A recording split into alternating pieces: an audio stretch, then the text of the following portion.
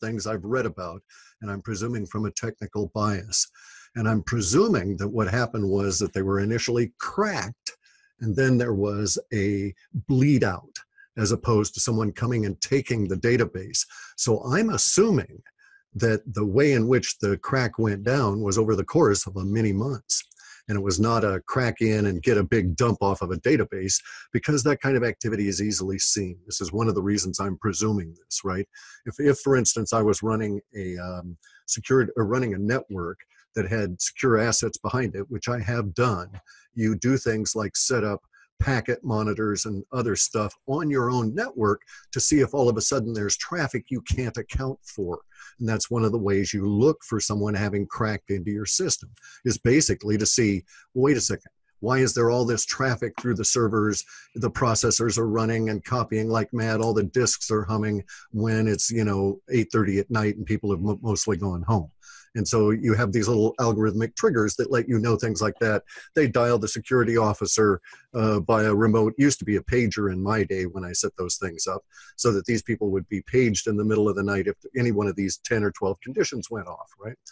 And so I presume that that was the kind of system that they had guarding everybody's data.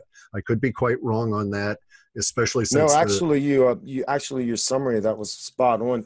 The Wall Street Journal report said they began seeing suspicious network traffic on July 29th associated with U.S. online dispute portal web application. It says the security team investigated, blocked the questionable traffic, and then saw more suspicious activity the following day. It's then when the company took the web application offline. The web application was, I was looking here to see if I could find this, because it was an application known as Apache Struts, which I suspect is a server level Apache server for those geeks out there.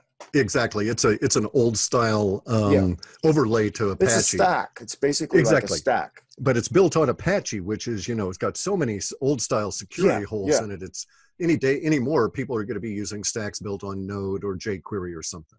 And so it wasn't that they didn't come in through the scripts. This is why I'm presupposing that they put a backdoor in and bled it out over time, just to avoid the kind of trigger that eventually did get the attention of the security people. But of course, now bear in mind, we have to reference the fact that the head of security there was a music major.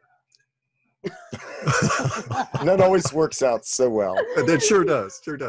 Those clarinets are just so useful for diagnosing network traffic. Anyway, so Equifax is really, they've seriously screwed the pooch on this one. And all of these people are going to be ending up with huge amounts of problems, myself among them, because I'm one of the people in the United States that's used that service because I had sought a loan a few years back through a bank. So I'll have a decayed record in there.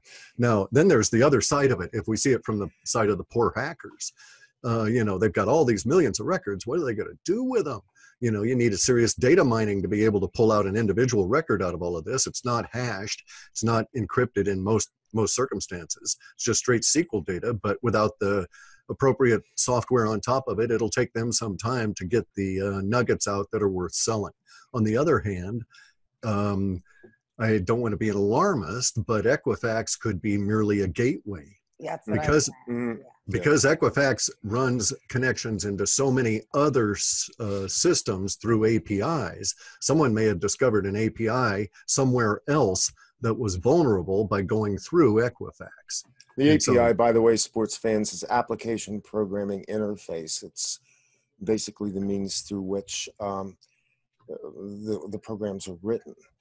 And whether or not they can talk to each other, right. And basically I write a program and I say, okay, I'm going to let some other program use these part of the services I'm already providing to my own code, and here's the holes for that to occur in my code. And so the API is open frequently to certain kinds of activities. And so, for instance, it's really interesting because we have electronic online banking now through the web to our individual banks, and those banks all share the SWIFT system, the ACH system, all these other systems through these APIs. Now, having worked on the other side of it, on the organization side of it, where those APIs are created and tested, I know that banks are seriously paranoid. But they don't do it. They only extend that paranoia out one ring around them. So Equifax, being 2 or 3 rings out and dealing with banks at a different level, is not under the same kind of stringent requirements for security that, say, credit card companies may be, right? Where they're actually reaching in through the ACH to hit your debit and debit your account. And so Equifax was more open that way, but it's the mere openness of it, I think, is the big vulnerability at this stage, because we don't know, and Equifax is never going to tell us where else these crackers went once they penetrated and controlled the Equifax system. Nor do we yet know that it's been scrubbed clean. All we know is that they have discovered that they were hacked. That's just the beginning of the process. So it's not good. Now, to that point, I actually have run into a couple of companies that are going to start doing risk analysis through the blockchain, providing results through blockchain-controlled access to risk analysis results. And they're going to they've got a kind of an interesting system, because they will store hashed, encrypted pointers into an encrypted database on the blockchain, and you'll know as the sort of victim, your credit rating being within there in this little hashed algorithm pointer, but you'll also be the owner of it, and they'll be in a position to tell you each and every time anybody, even a cracker through some other system, accesses your credit report, positive or negative, and you'll have the ability through the blockchain to edit some aspects of that within the hashed code. So this was a good idea. This is in response to the Equifax and the corruption that was exposed to in the process of the crack there. You've got a company that doesn't report it for 5 months. It takes them that long to be sure they were cracked. I mean, what's going on there? The Wall Street Journal puts it as, since it was made public. We know that many of these breaches are not reported for months after. Sounds like the DNC. Well, our payroll, my company's payroll provider was hacked. We were 6 weeks out before we were even told about this. Yeah. All that time passed before the targets of this, which is ultimately the individual people who have records in these systems, are affected. So they're not moving swiftly. It seems to me like there's a lot of ass covering and a lot of hoping that they can clean all this up before they have to. At what level they're required to disclose it, I don't know, but I know there is a level where the law kicks in and they must disclose publicly, and then they must begin remediation process. So it's a mess, and there's a part of me that responds in a number of different ways. One is the social engineering side of this, which is this a run to finally fully compromise an already wounded beast in the banking system? It could be, okay. It was very sophisticated relative to Equifax, that's clear. All right, it caught them unawares. That you would also have to postulate that it's not a single individual. And again, this is a postulate, right? Cracking could be done at an individual level. You could get into Equifax or virtually anywhere. But an individual is going to have very little use for 143 million records. It just does not work that way. The individual crackers that are operating and making a living at it these days are working on 3 and 5 and 10,000, maybe 100,000 records at a time, where there's something manageable within there for them to sell. So for instance, the guy cracks in.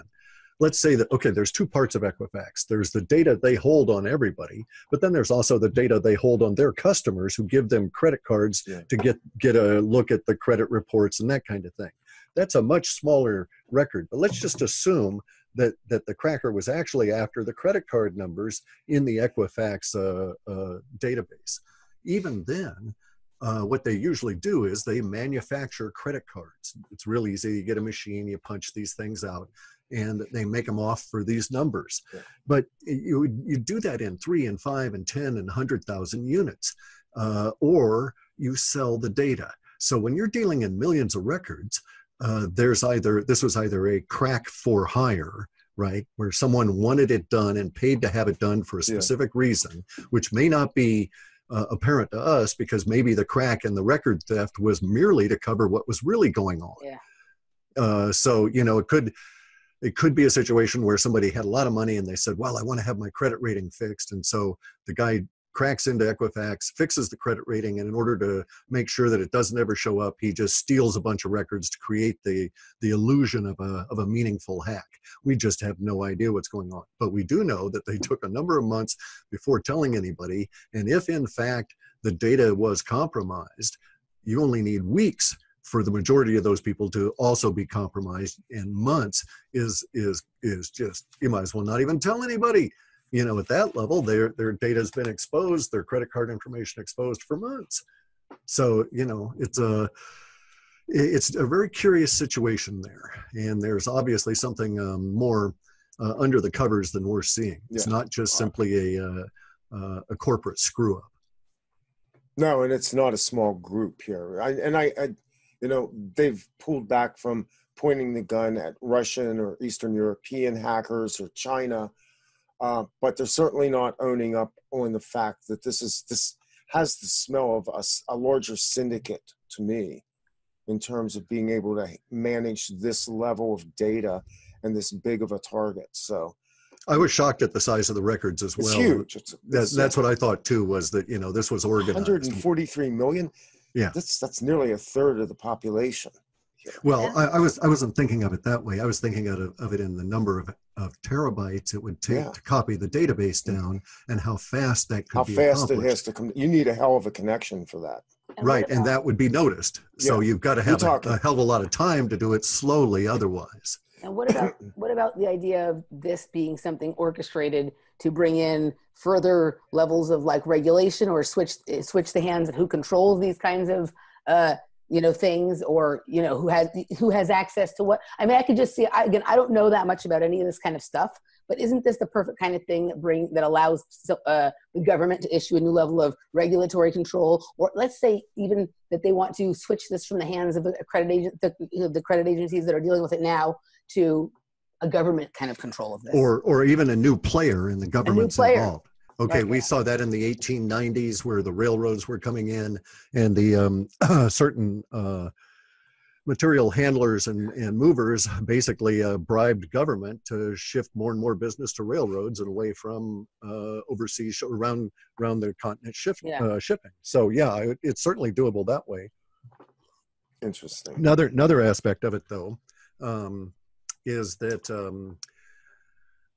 the competition, it could be easily seen as an attack on Equifax in order to shift economic movement, which it already has, to some other company, or maybe even to another platform.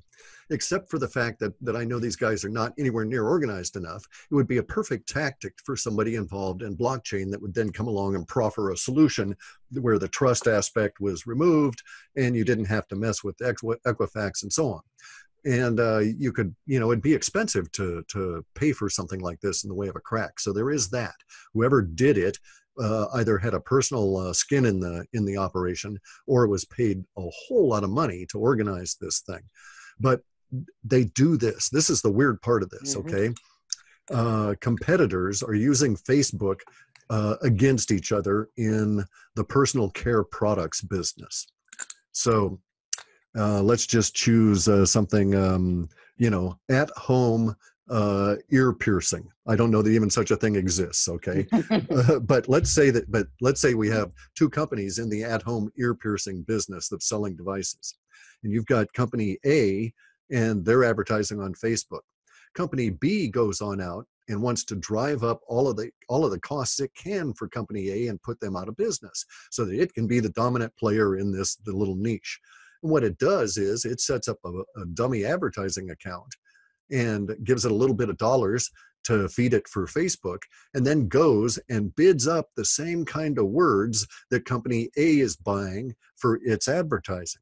Thus, company A is now spending 2 and 3 and 5 and 10 times what it should.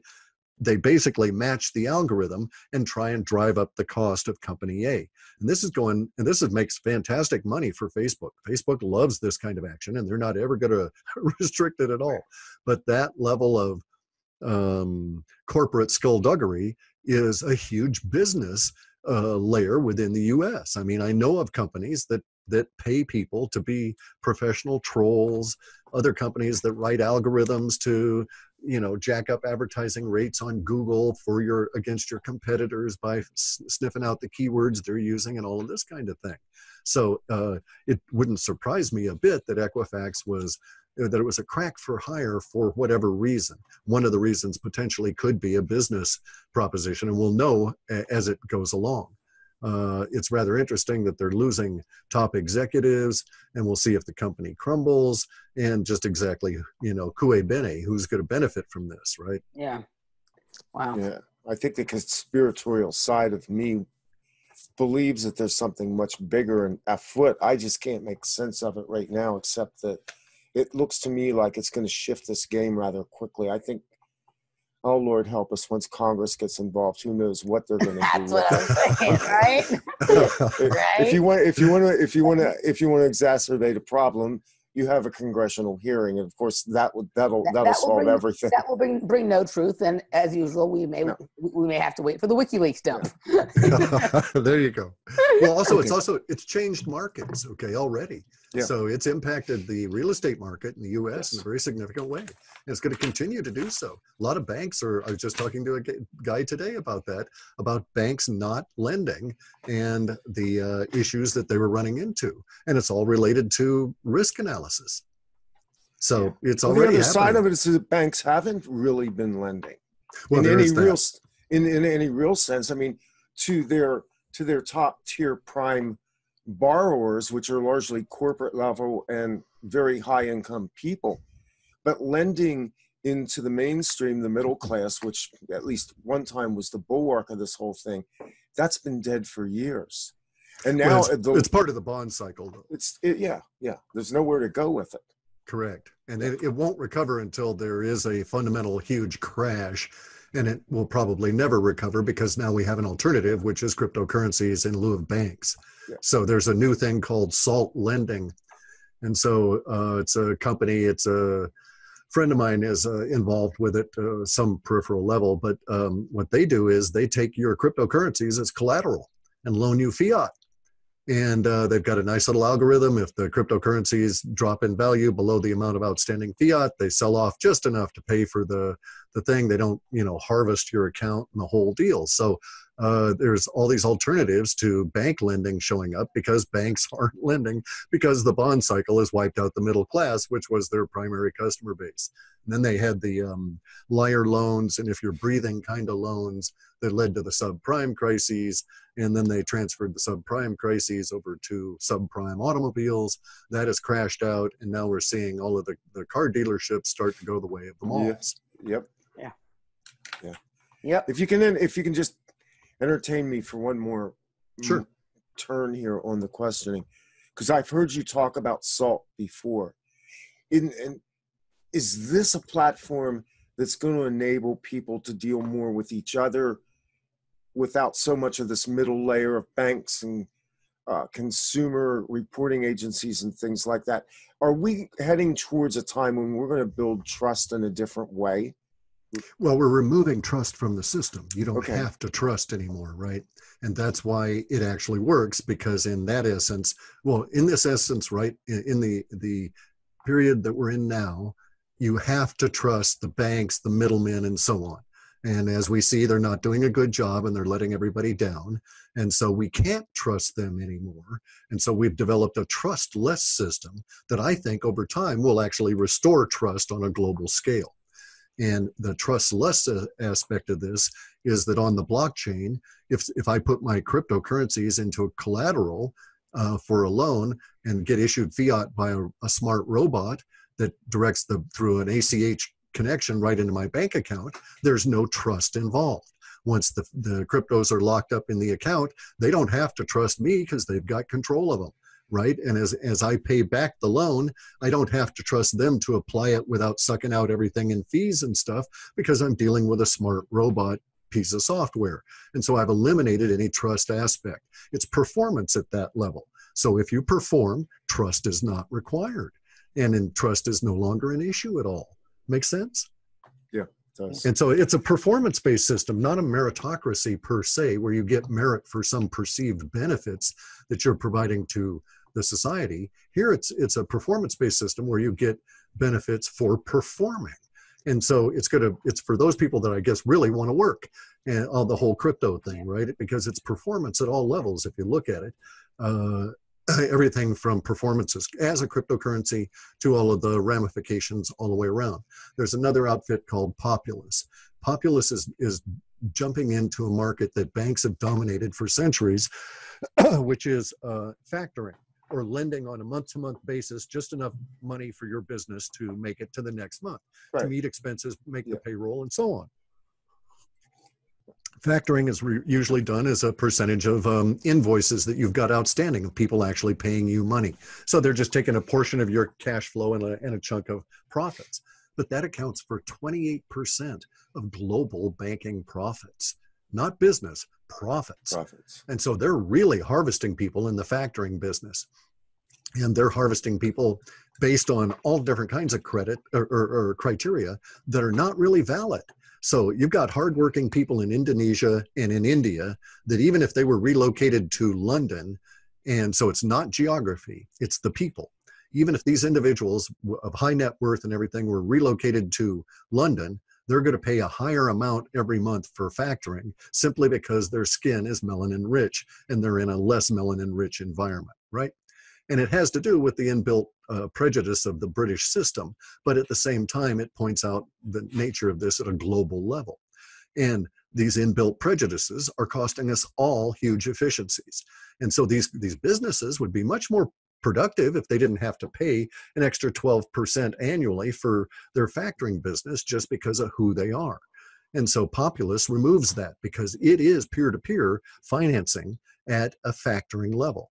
And so getting back to the issue of the loans, SALT lending is peer-to-peer, but it's got a company that organizes it and runs the smart contracts and stuff. There are many other peer-to-peer lending systems that are also arising now, some of which require that you buy their proprietary token in order to participate. Others, it's just, you have to put fiat into an account that then you dump in and it's into the platform and so on. All different kinds of schemes working at the peer-to-peer level. And we notice something instantly. All of a sudden, interest rates for individuals, even on short-term credit, drop hugely. Interest rates in the rake-off industries in England could be 5,000% per year on short-term loans. These are loan shark kind of guys. And why would you want to deal with them if you can just hop online and say, I've got a 60-day need or 90-day need for this amount of money, establish a relationship with a smart robot and begin from there, knowing that if you don't perform, that's it. There's no longer, there's no appeal to this. You're building your own credit, so to speak, in a negative way by non-performance on these individual smart contracts. And performance on the smart contracts will be stored in a risk evaluating contract or robot somewhere else.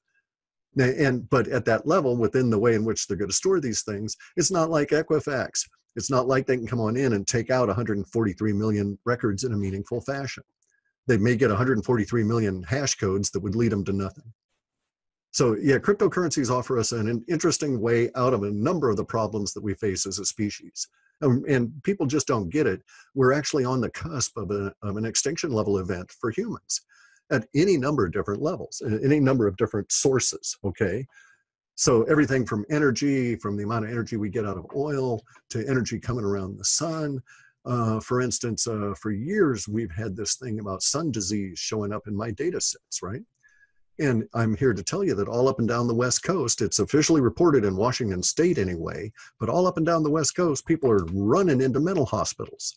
That we have the largest number of self-admissions ever seen in the state of Washington into all kinds of psychiatric and mental facilities now.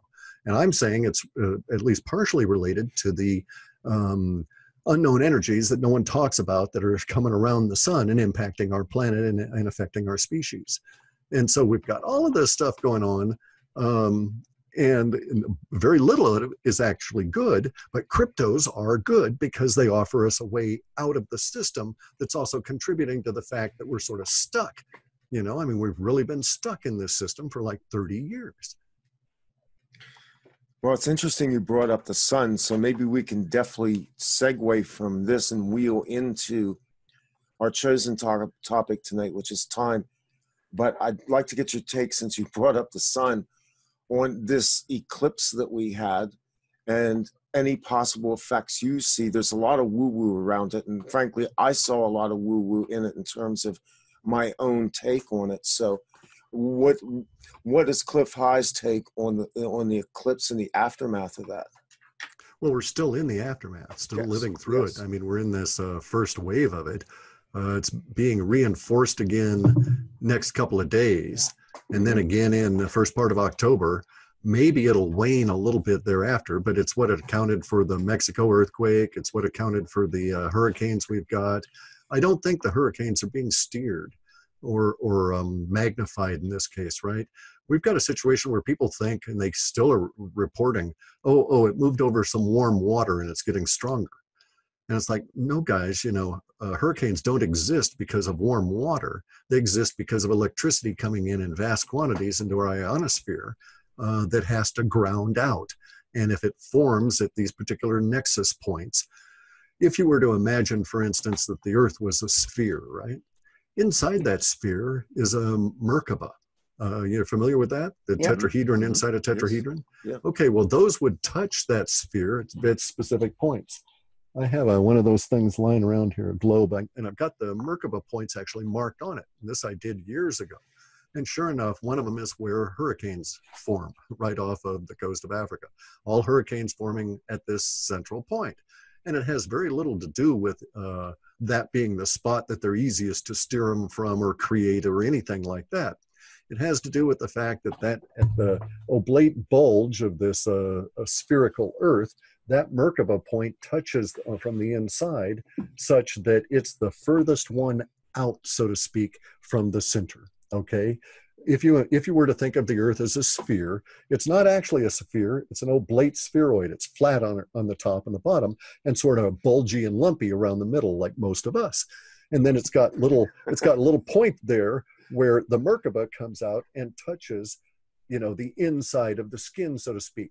And that just so happens that Africa is so huge and such a giant landmass, and the way it's been shaped, that the point at which that Merkaba comes in and touches is just off the coast of Africa. And that's where these hurricanes form. And it's because that is the shortest distance between the inner Merkaba and the ionosphere. And so that's where all of the electricity up here decides it can get down to Earth at the shortest distance. This also is an aspect of Schumann resonances, and there's many of them. So if anybody tells you the Schumann resonance is changing, you should ask them, well, which one? Because actually it's not ever changing. What's going on is we're more aware of one over the other. But anyway, so these hurricanes are forming there because all that electricity spirals in, it's got to ground out. Well, then the easiest place for it to ground out is the Caribbean, Florida, and North America, because of the crystalline structure of the North American plate. All it's trying to do is to dissipate the electricity into the ground, as all electricity wants to neutralize itself. And in the process, our planet uses these hurricanes to transfer heat from the equator to the north and to try and equalize heat distribution around the planet. So in my opinion, the reason we've had such nasty hurricanes and are going to see some really other nastier ones is because of the amount of electricity that's coming off of the sun, and the fact that at the time of the 2003 Banda Aceh quake, we lost 15% of our upper atmosphere. It was blown off in a solar expulsion. We've had another CME, which also blew off some more of our atmosphere, thus reducing the distance between the ionosphere and that point of the Merkaba that the electricity wants to ground out or start trying to ground out on. And so when hurricanes strengthen by going back over water, it's because there's no ability for the electricity to ground out over the water, and more of the electricity keeps pouring in from the ionosphere until the hurricane wanders back onto the land and grounds out through the crystalline structure of the rock and all the metal and everything we've got lying around. It's the same deal with tornadoes. You ever notice how tornadoes love to eat mobile homes? Yeah. Yeah. Okay, it's because those are a nice, quick, easy ground. You can see that shiny aluminum waiting to dissipate electricity. If you were a tornado, you can see it miles away. You know, it's drawing you. It's actually pulling you there. And there was a guy I know who lived in, I want to say South Carolina, but maybe it was North Carolina, that had mobile homes in a mobile home park that had been hit by a tornado. And so he set up lightning arresters all over the perimeter of the property. And they have not had tornadoes in that section of the county ever since he's done that, because he's constantly dissipating electricity into fence wire that then takes it down into the ground. So just, you know, practical use for a little bit of knowledge here. Sounds like something you would do. Yeah, it sounds like something I would do, yeah. But I've played around with the solar stuff and all that electricity way too much, although I won't go into that anyway. But getting back to the sun, though, and the time aspect of this, it has been a long time we've had the sun disease stuff showing up. And it wasn't so much that the sun itself was going to be diseased as it was going to cause humans to go a little sparky, okay, where you might find a person in the middle of us, and the data sets would present us with these images of a guy standing in a intersection, cars around him beeping like mad, and he's just standing there sort of drooling on himself, not really sensate. Other people around him are fine. Those other people walking around are seemingly okay. Some people might be feeling some odd effects, but not enough that it's noticeable. And then someone helps him across the street. And this phenomenon grows, and it has to do with people that are sensitive to whatever it is this energy is that's pouring out around the sun. And we're going to find out who these individuals are as they experience this. And I think a lot of them, these early experiencers, are now checking themselves into our mental hospitals. Yeah, I was going to ask, a friend and I were having a conversation last night. She was talking about how she feels like the sun makes her tired. Like she feels like tired all day long. And then when it gets sundown and she goes inside at night and whatever, then she feels better. But also, you said that about the mental hospitals. Do you think that these are so... these energies are so intense that it could cause somebody who would never normally do something like this to commit suicide?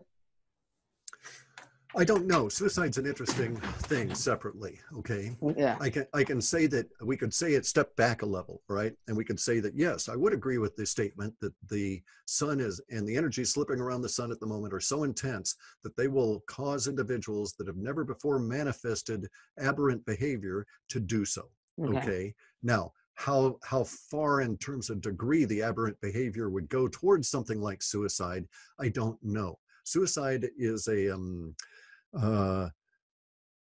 it's something that relates to not only this life but past lives. Yeah. Okay, so I wouldn't consider it to be within the category of other ordinary aberrant behavior. Right. Right. So I would question that. Okay. But nonetheless, I would say that if such a person was considering or on the edge for suicide, that these energies could indeed trip you over that. But let's also acknowledge something else, or let's say something else. Here, let me just put it this way. If you go to the Clif High YouTube channel, there's a YouTube video I did a long time ago, and it's things for people to consider, or it's thoughts for people who are considering suicide. Oh, okay. It's a nice little video for anybody that may be contemplating this, because it gives you a different perspective on the contemplation aspect and in all aspects of it. So we needn't go into it now. Yeah. It goes on for a half an hour check about it out. that kind of thing. Yeah, so I guess maybe the more appropriate question is, could possibly some of the symptoms caused by these energies of the sun irritate a person into a situation where maybe they'd be willing to do something completely out of their character, such as suicide? Yes. Okay, yes. I would certainly agree with that these are energies that are extra character motivating. And that's why I think we're going to see individuals as well as group psychoses develop over these next few years, and this is a subset or a part of the existential threat that we're facing at this time. Gotcha. Now it could be, or we can also say that there may be a correlation, all right?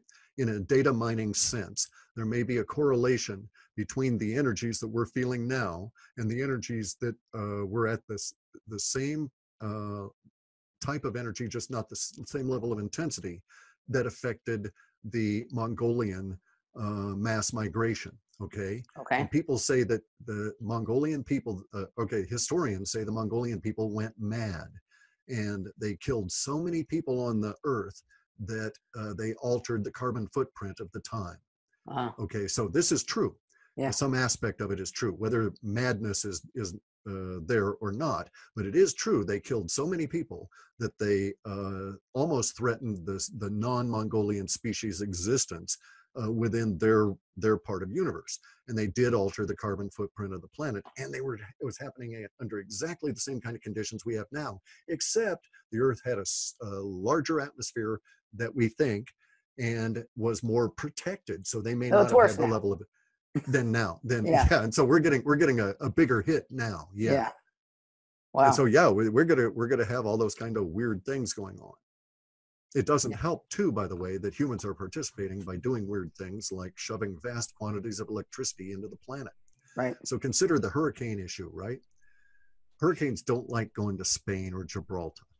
They don't like grounding out there. The way in which the rotation of the planet is, it's easier for them to spin counterclockwise and head off to North America. But even if they wanted to go to Europe to ground out, now they wouldn't be able to because CERN is shoving so much electricity into Europe that it's actually altering the electrical balance of the planet. So that's causing issues. And what happens if we get to a point where there's so much electricity in the ground that we can't ground out a hurricane? Does it go and become a perpetual hurricane, bouncing off the North Pole and back down to the South Pole and devastating in between, like a super Pong or something? What you just said made me think of a question. I don't even know if I know how to ask this question, but I'm going to try. And it relates to what we were talking about a few minutes ago, the Equifax. You've heard them talk with these like D-Wave computers and these Alice computers, Wake computers that are related to CERN, that they are trying to get information from other realities, other dimensions, and bring it back in here and take ones from this reality and put it into other ones. Could this Equifax thing, because of the sheer size of it, be the kind of thing that would happen through one of those computers where something from some intelligence from another dimension, another reality is pulling information through, and for them that amount is not a lot, right? And they have the computing power to be able to get through that really quickly. I could dispute that on a lot of different levels, but what I would ask is, what the hell would they do with it? Do they have credit cards over there? Well, it's just one of those things. Like, have you heard that guy, Gordy Rose, whatever his name is, and some of these others who talk about like how these systems work and how they're trying to essentially take information from other realities. Sure. Okay. Sure. Yeah. Even if they were just, let's just say, having a test run, right? Let's see what we can grab.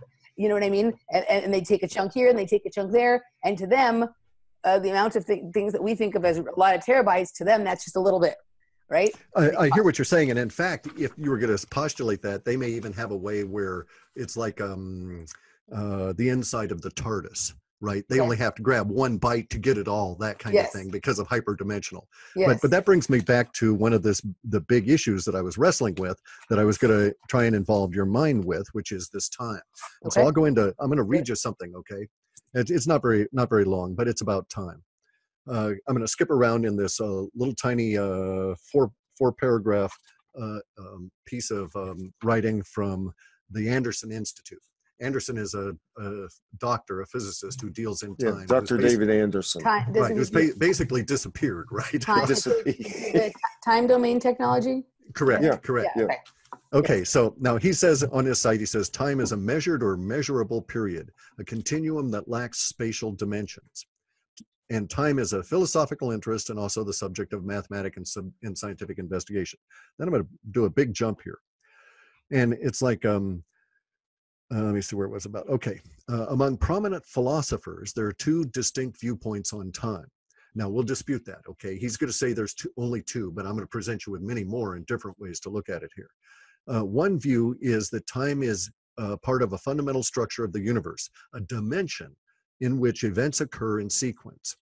Time travel, in this view, becomes a possibility as other times persist, like frames in a movie that are still on the reel, not being shown at the moment, okay? This was the view held by Sir Isaac Newton, and it became known as the realist view. So time exists independent of everything else, just like space. The opposing view, which is held by people like Immanuel Kant and Gottfried Leibniz and other guys, is that time does not refer to any kind of a container. Okay, there is no container, no frames or anything like that that hold time at all. Thus, we don't move through time in any way, shape, or form. And that time is instead a part of a fundamental intellectual structure, the same as space and numbers that exist only in our heads, basically. Okay, now, and so in that sense, time can't be traveled. The past does not exist anymore. And time is neither an event or a thing. And thus itself is not really measurable. That what we're measuring is, some mechanical device or electronic device or crystal pulsation, and not really time itself. All of those things are accurate, okay? It's perfectly true that we've never measured time. We're measuring time the same way we measure a heart rate by taking a pulse, okay? The pulse is not the actual heartbeat. And then we get to some interesting thinking here, which you just brought up, all right? And that is the statement in here about how the opposing view is that time does not refer to a container, but is part of a fundamental intellectual construct. And I think we can falsify this statement and thus prove in an intellectual differential calculus kind of a way that some things that are time and some things that are not time. Because we can note right now, we can ask ourselves some interesting questions here. Does time affect biology, or does biology affect time?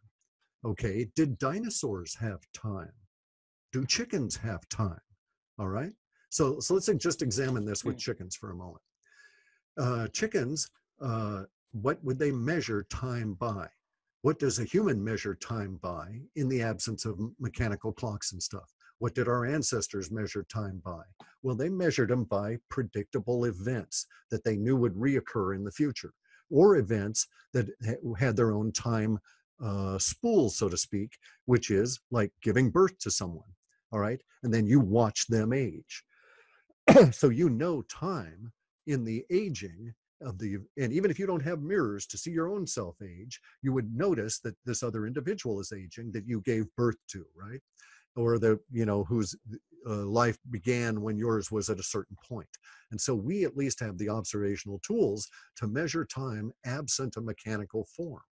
Now, would chickens be able to do this? Probably not only being bird brains, but I'm of the opinion that biology and time are inextricably linked, and that time doesn't exist for the chickens the same way it does for mammals, because chickens are egg layers. And thus, as egg layers, they're going to have a clutch of eggs. Those chickens will hatch and go off. They'll have another clutch of eggs, but the chicken itself does not in any way mark time, couldn't mark time mentally in an intellectual construct from one clutch to another by watching the various little hens grow up. Nor does that chicken have any gestation hormones. Hormones, I think, are a real key to time. And that gestation hormones in the male as well as the female, because males have gestation hormones, albeit entirely different set when they're involved in that process, right? In the process of pregnancy and birth. And the gestation hormones on males are triggered off of testosterone versus the estrogen. So it's complementary, but they both, I think, bring in the ability to gain wisdom and time. And that time itself is required for all of us to be not only mature, but to be able to gain wisdom in our thinking, and then to understand ourselves enough to be able to express that wisdom through the consciousness. Now, here's the thing about this. I do a lot of thinking about time because of the nature of my work. I'm trying to identify when the words will appear and what they're forecasting and so on. And so consequently, I keep coming back to these various different people like Cozy Rev and some of the other experimenters in time, such as Anderson. Anderson has never claimed that he's done time travel as George Norrie and Art Bell think, okay? He can't go into the past. I know this. Now, I know this because the past, as Newton thought, as frames in a movie does not exist. And I have absolute proof that it doesn't exist because of consciousness. So because we can imagine to ourselves, all right, so Marty McFly is going to get into the car and go zipping back to 1985. Well, there's kind of a problem. A lot of people that existed in 1985 died in 1985 or 1990, and their consciousness is no longer in this realm. Okay, so are we to expect that consciousness exists forever in a perpetual, constant prison of living through all of its previous lives and moments all the time? I don't think so. I think consciousness is able to record time because it is the thing that is actually experiencing time, and without consciousness to experience it, time per se doesn't exist the way that we actually experience it as humans. So the consciousness that's in a chicken, while it's recording time, that chicken is not conscious of the time the way we are. And if I'm correct about this, other dimensions don't exist. There are no 12 other dimensions. There's no other dimension in which there's corporeal matter that is out of phase with ours, where they're going to steal our data or whatever. Now, that's not to say that there's not intelligences that we cannot perceive, because I'm quite certain those exist. And I know that they exist because we've only got 4 senses. And I know that those 4 senses have very limited ranges. And thus, I know that there's X-ray beings could exist, and I can't see X-ray. So I'd have no way of knowing that they exist. And so there's all different kinds of spectra that I cannot see in the materium, that I cannot experience. And I know that the potential exists for there to be some form of intelligence or consciousness that expresses itself within those areas that the spectra don't pick up. So this would be all of the unseen entities that could attach to you, right?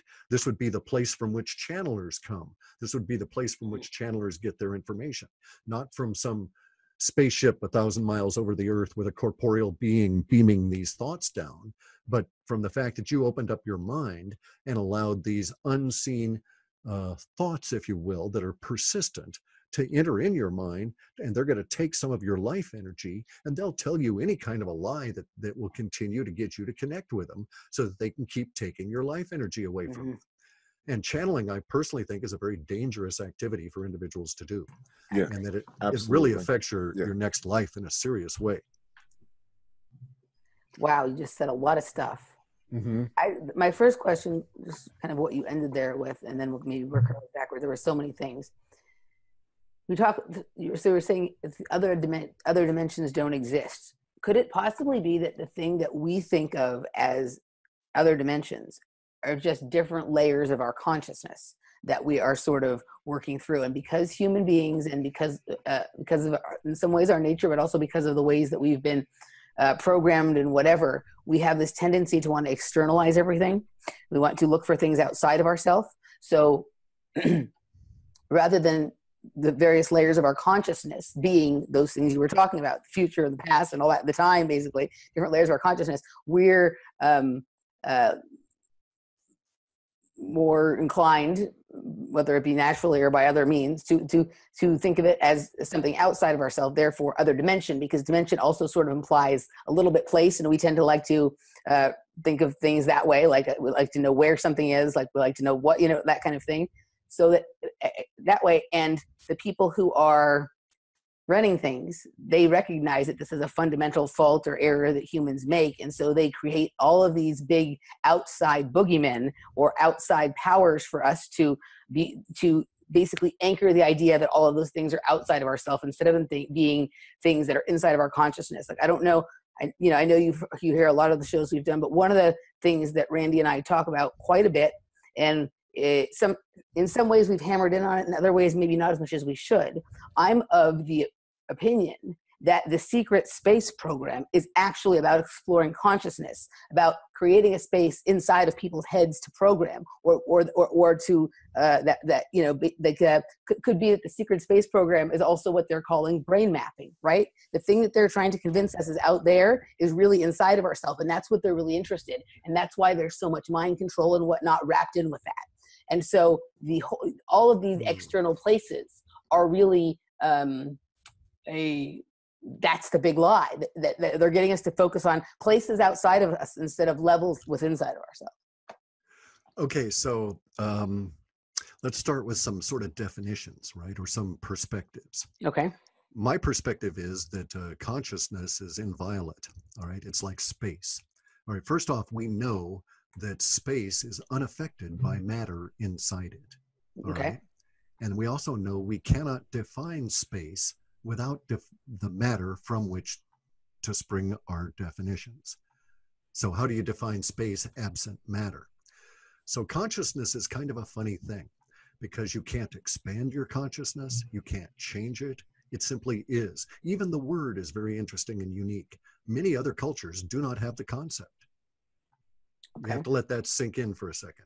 They know, they have the idea, they can translate the word, and when they translate the word, it may not be, there may be quite a bit that's lost in translation. Okay, it's a very interesting word in the English language, and it has ramifications that many other cultures don't have. Yeah. However, Sanskrit does have concepts for consciousness, and they've got a language history that's about 5,000 years older and longer than English. So they've got some people that really thought about consciousness then. And of course, all the yogis, they go on into it in a serious way and think about consciousness. And some of the things we know are that consciousness can't change ever. And we know this, and you can prove it to yourself because you go to sleep at night and you wake up in the morning and there is still the ever-present you. Right. No matter what, you feel you every single morning. And when they knock you out for surgery or in a fight or something and you come back to it, you may feel damaged and broken in the body, but the you is still there, and it's still the same you that was knocked out. And so consciousness doesn't change. And if you take lots of psychedelic drugs, even really huge levels of shamanic psychedelic drugs, you cannot change your consciousness. It proves to you that consciousness is inviolate. It is the fundamental nature of everything. Consciousness is. And that's the only thing we can really say about it. We can explore. In that way, it's similar to space. So that would be right. So that's an easy. That's why wouldn't that sort of lend to this idea of being able to kind of internalize, externalize. Correct. Yes. Now I have to qualify this and say, I go out with those night vision goggles and I see those bastards trucking around up there and doing stuff in a human fashion, right? I can say, look, those 3 ships are delivering something to that other big ship over there. They're only going to stay a little bit, and then they're going to head back over towards that constellation and go out of my sight. Sure enough, they do. And so I can see logistic movements and so on. So I think externalized humans in corporeal form are in charge of those ships, whether they're there inside the ship or not, whether it's a drone or not, there's human consciousness that's controlling it independent of that. So in that sense, I do not think that those things exist within my consciousness. Right. Now, okay, also, I know that my consciousness doesn't hold things, okay? It doesn't hold aggravation or things from previous lives. My consciousness is well aware that it has lived in the past, that there have been other this body experiences, and I've reincarnated. But the karmic baggage that we think of as being part of our consciousness or subconsciousness, I don't place in consciousness at all, because none of that stuff affects my consciousness. When I die, I'll go to a metempsychoses and spend some period of immeasurable time in various different states that are in this world called heaven and hell and a deep sleep. And then I will be reborn into a new period of time. In the period of that existed in temporal reality while I'm dead, I won't have any recognition of or knowledge of. I'll just be suddenly into this new time in the new body and have to contend with it from that point forward. However, the consciousness now is quite assured that when it's in that new body, even then that consciousness will recognize that it had lived in the past, if not recognizing that it lived in this body, right? So, but so I think we live in correct me if are you saying that you don't envision or understand there to be a non-physical expression of consciousness per se? No, I'm not saying that at all. Okay. Yeah, no. Explicitly, there are non-corporeal forms of consciousness exists. And actually, my thinking is very much like, you could use it as an analogy to the great thing about Brahman, okay? Brahman, the ultimate God, goes and dreams us all into existence for several eternities, gets tired of that dream, wakes up, looks around, all of reality has died, we're all dead, and then he goes back to sleep and dreams into existence another reality. Okay? In that kind of a story, consciousness is Brahman, in the sense that consciousness exists outside of, before, and forever on the other side of the materium. The materium is just that place where matter exists, where we all think that things are solid, right? And all we are subsets of the grander universal consciousness exploring our individuality as consciousness. And the smart individual in this reality takes advantage of that and knows that this reality is not for certain things. This reality is for learning what to do and what not to do over the course of time, through many different lives, becoming better at it over time and progressing and doing, gaining less karma each life, and using the time more wisely to gain more experience that gains you that next edge in the next life, and so on, right? And you find certain expressions of that, I do anyway, because of language. So I actually identify myself for tax purposes as a semi-autician. Okay, a semi-autician is someone who seeks for meaning in life. And I've just found a way to make it profitable by writing about those experiences and using my method to show other people what might be coming in the future, which is why I think about time a lot. Okay, and actually, even the fact that I'm in the future predicting business in no way negates my view that time does not exist as an independent container. Well, this actually comes into an interesting aspect of the WebBot itself. And I know you've probably responded to this many times, but what is the nature of consciousness affecting the outcome of the WebBot, and the WebBot as a feedback loop into expression of conscious intent or probable futures? Because yeah, we've actually been there. Okay, that was the very first thing. It bit me in the ass. Okay, so I do this. It was like 500 words, maybe 400 words.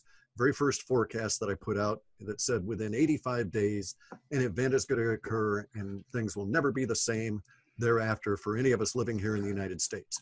I don't know what that event is, but I think the probability is much more likely to occur within the first part of the 85 days than in the latter half, and so on. I screwed up there, right? My numbers were actually reversed because I said this on June 12th, 2001, and it was actually the 9/11, right? The attacks on September the 11th that the data was forecasting. I had it tagged as a military accident because I didn't have terrorism as a word encoded because I'd only gotten into the M's by that time in my lexicon. That was a lot of work. It took me, the better part of a decade to get all the way up to the Z. But you're correct about that. The WebBot itself, it keeps getting me thinking about time because I saw in the data and knew 85 days before it happened that this thing was going to occur. And I didn't know what it was, but I knew the ramifications of it because of the emotional values that were showing up within my model space. So, and it's tricky, but I screwed up because I wrote about it in the way in which I wrote about it. The very next time I did a run, all I did was find my own stuff coming back, and then the whole system blew up and I had to start all over again. And that's when I had to invent this thing called MOM, model of model space, to isolate my own words out of the potential data mining so that anything that could have been tainted by my own language was removed, so I didn't get into a circuitous loop. And that's why I was actually so pissed at the blue chicken folk, because what they had done was basically circumvented all of this very tedious programming that created MOM and kept it going. And MOM is a huge beast because over time more people became aware of the WebBot, thus more areas had to be isolated, thus that isolation bag kept growing larger and larger and larger relative to the total amount of data I was mining. So the words you had been careful to isolate, they put back in. So, okay. Isn't it interesting that the WebBot, in one sense, the awareness of the thing itself creates almost like an alternative. It starts springing off different branches. And again, my expression of this has largely been from a probabilistic universe within a model that says all things which are potential also are likely in a stacked reality system.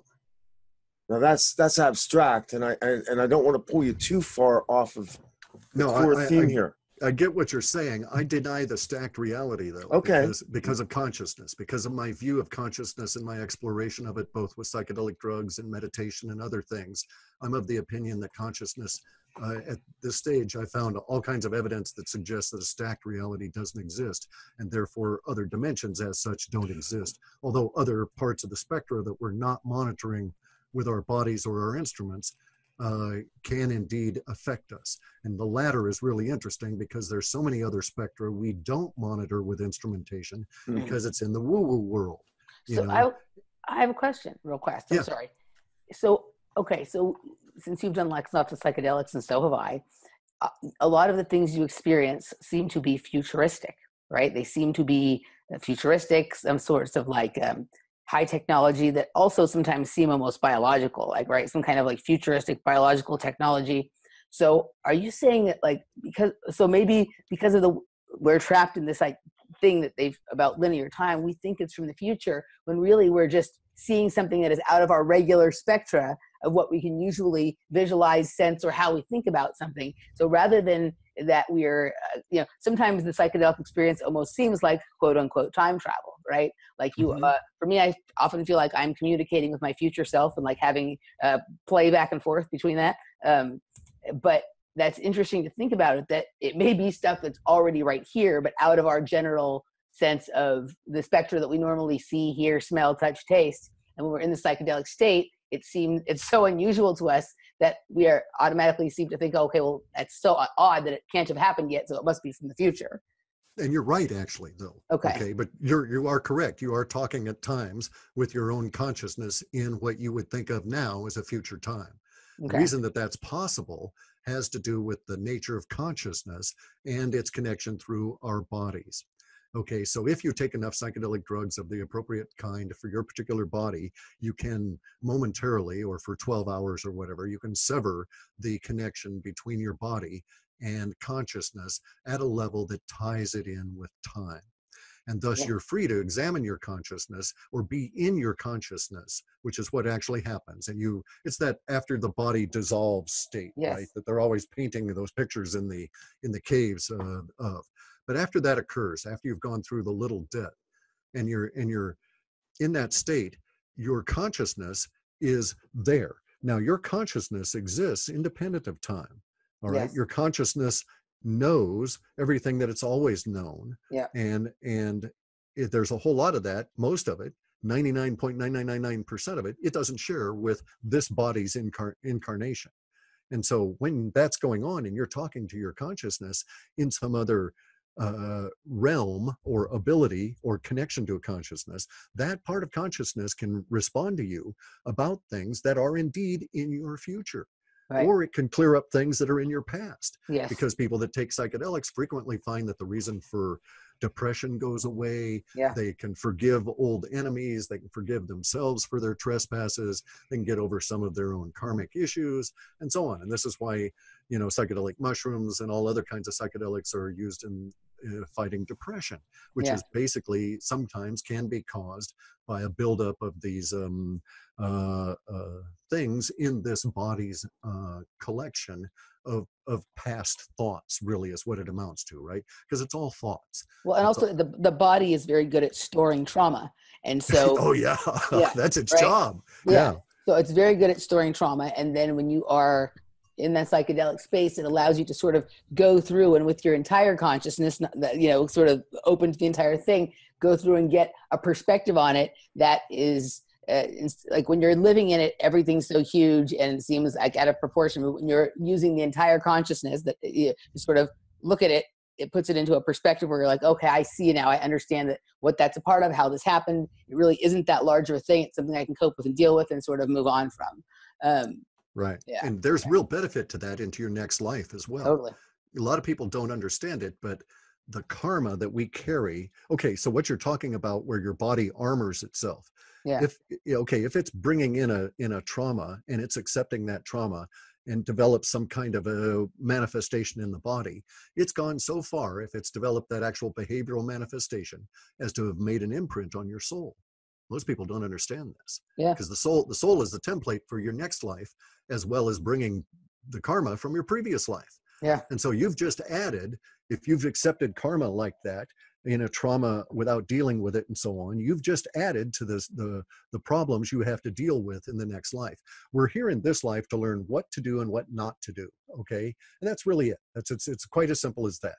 And so if you do those things that you shouldn't do, you get these responses from universe, and you carry those forward. And next time it's kind of like slapping you up the face saying, don't do that again. You came into life with a gimpy arm because of, stabbing all those people all the time in the previous life, or something along those lines. Yeah. And it's not that simple, but nonetheless, the analogy of your soul being tainted by the karmic burdens you carry in this life, that's how they go. That's how the karma goes from life to life to life.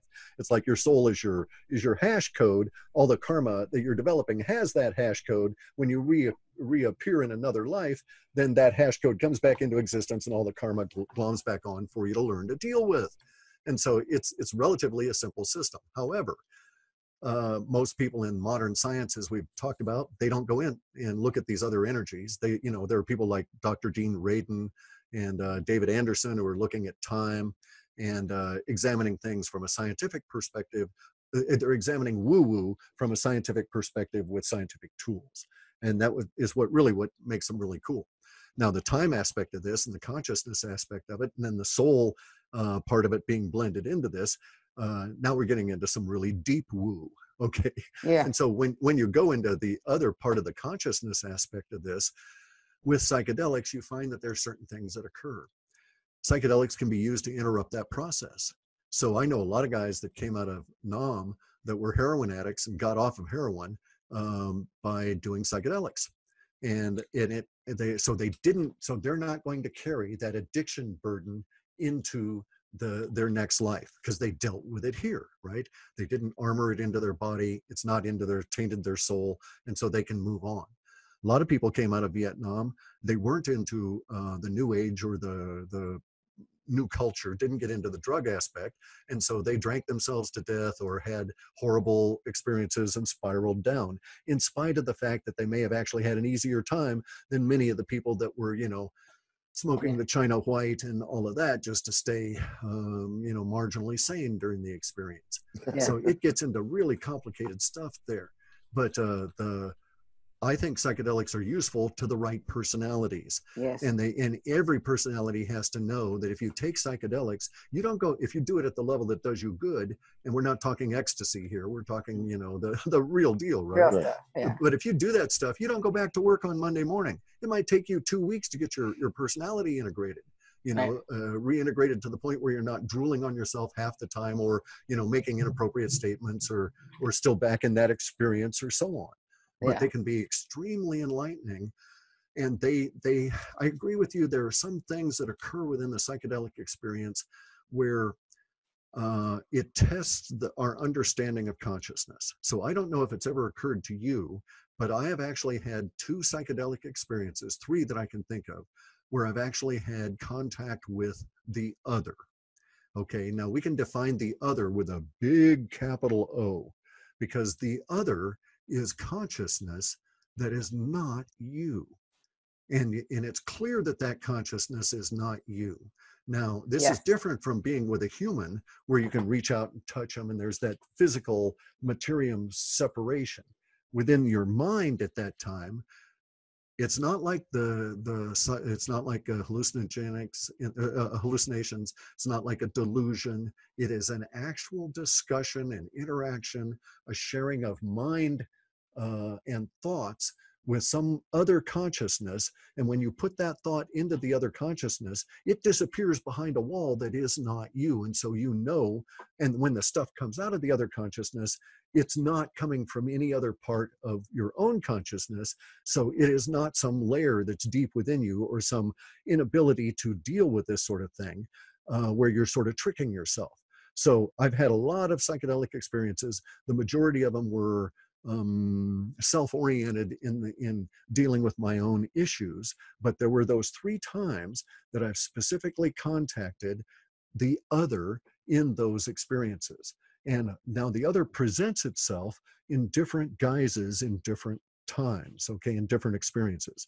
So once I was talking to the other as the other presented itself as a mantis, as a mantid, okay, about 6.5 foot high relative to myself. This was over on Crescent Lake. It was late in the summer, and we sat there and chatted for, I don't know, maybe an hour or more. And I learned a great deal of things from the mantid. This was a very late in my experience of psychedelics, late in that process. Earlier on, I'd had a probably 4-hour mescaline experience where I sat and discussed with the other, again on the side of a lake. But that lake was not a lake in this reality. Mm-hmm. That was an interesting kind of a thing. And that was a being that at various, was more or less human, but it just at various times was slightly different colors. So, you know, it'd be sort of bluish for a while and then sort of purplish and then back to sort of greenish blue and so on.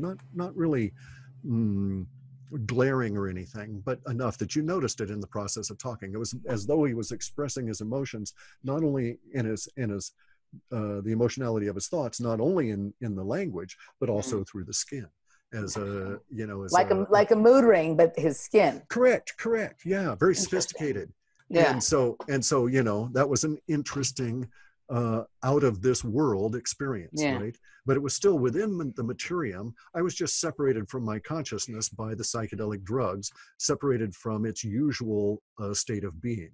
And I was able to connect with my consciousness. And in that episode also, I learned a great deal about the nature of the human body and how, and the nature of the human body was what later on, probably, let me think, that would have been maybe, say, 20 years later, I incorporated some of that knowledge into looking at language relative to prescience. Because the human body is interesting because we have all these layers, most of which we don't see. All we see is surfaces, right? So we only have 4 senses. They're in our craniums. The sensation of feeling that we get when we touch something is our body's connection to what we call the feeling mind. All right, it is not a sense. There is no sense organ for feeling touch the way there is for sight, sound, hearing, or taste. In each of those cases, you don't actually see the light. You're presented with the complete image from the subsystem of your eyes. Right, yeah. It's an you don't hear the sound, right? Yeah. So it's really interesting that you only have these 4 subsystems as senses. And the discussions on a lot of these things relative to consciousness and with this other being was about, that particular discussion was about the nature of the human body and its shells. And you can think of them as, at the time, it seemed really simple to me to visualize. He said, you know, you think of them as shells in your electrons. You know, that when you look at it and touch it out there, the electron is right there. But if you're not looking at that particular level out from the proton, the electron isn't there until you go to look at it. But if you were to look at the human body in a particular way, you would see that we have these shells around us. So we have our solid body, within which is our fluid solid body. Right. And we suck in air. But there's also an airy body to us. Yeah. Because you see this out in, as there's temperature differences between your body and the other atmosphere, you see sort of an airy atmosphere that clings to you. And now we know that we never really move through the atmosphere. Now, what actually happens, science tells us, is that a layer of atoms of air glom onto us. And when we move ourselves through the atmosphere is gliding over that other layer of atoms of atmosphere, not gliding over us. And even when we feel wind, the wind is actually other atoms of atmosphere that are displacing atoms of atmosphere that are already on us. So our interactions with our own environment are not like what we've been taught and what we really perceive. Yeah. Unless, of course, you talk to these guys on the sides of the lake when you're taking lots of mescaline. I feel like I was listening to somebody the other day talk about having interaction with someone that an entity on an ayahuasca experience. I think this was, and if I'm getting this a little bit wrong, I apologize. I'm trying to get the gist of it right. I think I heard Frank Castle, he has a radio show on Truth Frequency Network, and he does a lot of ayahuasca journeying. And he said he was speaking with an entity that was explaining to him that when we travel, we're actually not going anywhere. Like when we, Right. yes, Right. Yeah. the similar kind of thing that you're describing. Yeah. Right. And see, this is why I also know that time travel isn't possible, at least not into the past. But that we can, actually, I know all kinds of things about time that negate those two philosophical views. Okay, I can present you with a third, very practical philosophical view of time that allows time to be used very interesting ways in a pragmatic, practical, even industrial sense. So David Anderson, for instance, with his closed time-like loops, he's basically making a temporal lens and a temporal filter, if we want He's to think of making it what that he way. calls time domains, basically. Right, but He used it in satellites to basically create its own time domain in which it could function because of the stressors under which they went. There was a need to regulate. You can probably explain this better than I Well, do. there's really very little point, because we can make very good analogies for everybody who doesn't want to get into it. Yeah. And that's the idea of a time lens where we focus time on something. Right. And you would say, well, why would you want to do that? Well, if, for instance, you wanted to age cheese really rapidly for 100 years, or wine and get really good wine, you could do it in elapsed time of maybe days, but inside the time, underneath the time lens, maybe the wine ages 100 years, you know, or that kind of thing. Or you wanted to put a patina on brass or something, right? I mean, these are trivial uses of it, but that's what a time lens would be like. And then a time filter would be filtering out the effects of time on whatever is inside the container. So you could, for instance, have a time refrigerator that, as long as you had this filter of time over it, the stuff would never spoil because it would never progress in time enough. And maybe it wouldn't even have to be cold, right? But here's the thing. Think about this too in the woo-woo world. Cloning, okay? Nah, I was going to ask you. Okay, good. Okay, cloning has to involve, if it's going to be real, which I doubt it is, cloning has to involve a very effective time lens, because no matter what, human bodies can only grow at a certain rate. And so say you were going to try and clone a person. Well, the idea is, okay, you'd go and, all right, we want to clone the most hated monster we can find. And so we snip off some of Hillary's, earlobe, all right? And we're going to clone Hillary Clinton. And so, all right, but so what? It's going to take us 25 years to grow a Hillary Clinton that, is even into her 20s, let alone 50 years to grow one who would be a match for the one we've got now. And so the original one would die. So there's no point in cloning a body of Hillary Clinton unless you can rapidly age it, right? But if you can rapidly age like that with a time lens, which I believe these time lenses are practical devices you can build, if you could do that, there's still all kinds of ramifications for consciousness in cloning that make cloning very difficult to conceive of as being a practical science ever. And some of the ramifications in consciousness have to do with the soul, the fact that anything that's cloned would not have a soul, would not even necessarily develop the same form of brain structure, just because there's a whole lot in us that is the result not of our DNA, but as a result of experience and the crap we've been through, right? So when you clone someone, do you get a scar? Do you get that same scar on the thumb that he had? No, there wouldn't be any point to it. The only reason that exists is because time and circumstances intervened with the material reality. What about sort of because since you brought up clones, I'm going to ask you a little bit about, so you said you doubt that it exists. So there's a lot of information out there about cloning, and I agree that maybe that isn't the appropriate word to use. Do you think that there is something else going on that is more like a copy and paste kind of technology? Basically, that would be a good word, replicant. Copy technology. And paste, and then I don't like the term clone. It's too loaded. It's emotionally charged. Okay, so I like the term replicant. Okay, so replicant or copy and paste or whatever, and then certain kinds of partial.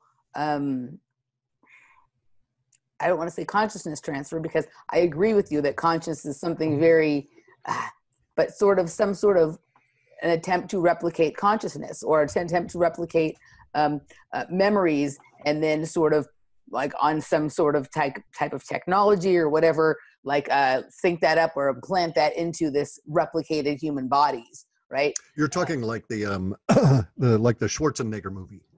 I haven't seen the sixth day or whatever. I haven't seen the Schwarzenegger movie, so I'm not sure. But like, but I do understand what you're saying. Like, suck up your consciousness in a machine and then shoot it into the clone. Like, kind of like what. So one of the things that sometimes like I've had, you know, in my vast like, you know, I spend a lot of time doing a lot of abstract thinking, and I have lots of strange thoughts occur to me, and sometimes it does almost feel like like there's something is recording my experiences from inside of me, aside from just my own consciousness, right? Like there's some sort of technology attempting to watch what I'm experiencing in my own head, some sort of observer kind of technology. And let's take the technology aspect out of that, and I agree with you. Some sort of observer, some sort of something is. And that's because humans have 7 minds. Okay. All right. And so what you're saying is that you've become aware of yet another mind that you have. A lot of people call these your higher powers and stuff, right? Right. But for instance, you do not think inside your brain. I know. Okay, so your brain is an antenna, and so it picks up and connects to your body mind, your feeling mind, and your desire mind. These are usually the only minds that humans are aware of when they're in this space in reality. You have other minds. You have a thinker mind, and you have a knower mind. There's a smaller subset of there that's rightness and reason. Okay, these are also minor minds, so to speak. Okay. But here's the thing: you could be in your regular. Most humans truck around. Okay, well, getting back to your point about the cloning, real quick. Okay. Yes, I believe that there are people trying to do this, and I think that they're trying to do this technologically, and I think that these are the same people that are in that part of the population that believe we are our bodies. Yes. That think we're basically biological robots. Okay, these are the people that are having their war on consciousness in science and in literature and everywhere else. These people believe that such things are possible, and they will not have that belief challenged because of their nature of their social. Are you talking about people like Ray Kurzweil? Yeah, exactly. Yeah. And all of the people that funnel They're money basically into those ideas. a materialistic, a very materialist philosophy. Correct. And they will not have consciousness anymore. They've tried to get rid of it through destroying the Gnostics. They tried to get rid of it by destroying the Templars, all of these kind of things, right? Because they were really a Gnostic sect within Christianity. Most people don't realize this, that the famous thing, there was this king that went to the Pope and he said, well, I can't go in and get rid of all of these Templars because there's a lot of good Catholics in among them, right? And the Pope said, kill them all, God knows his own. And it's from there that we get this saying, you know, kill them all, let God sort it out. Right. Yeah. Okay, so, but these people believe they are their bodies. And that is the fallacy from which all of that springs. Okay, now, on the other side of this, on the consciousness side of things, the ability, now, I don't believe that they're successful.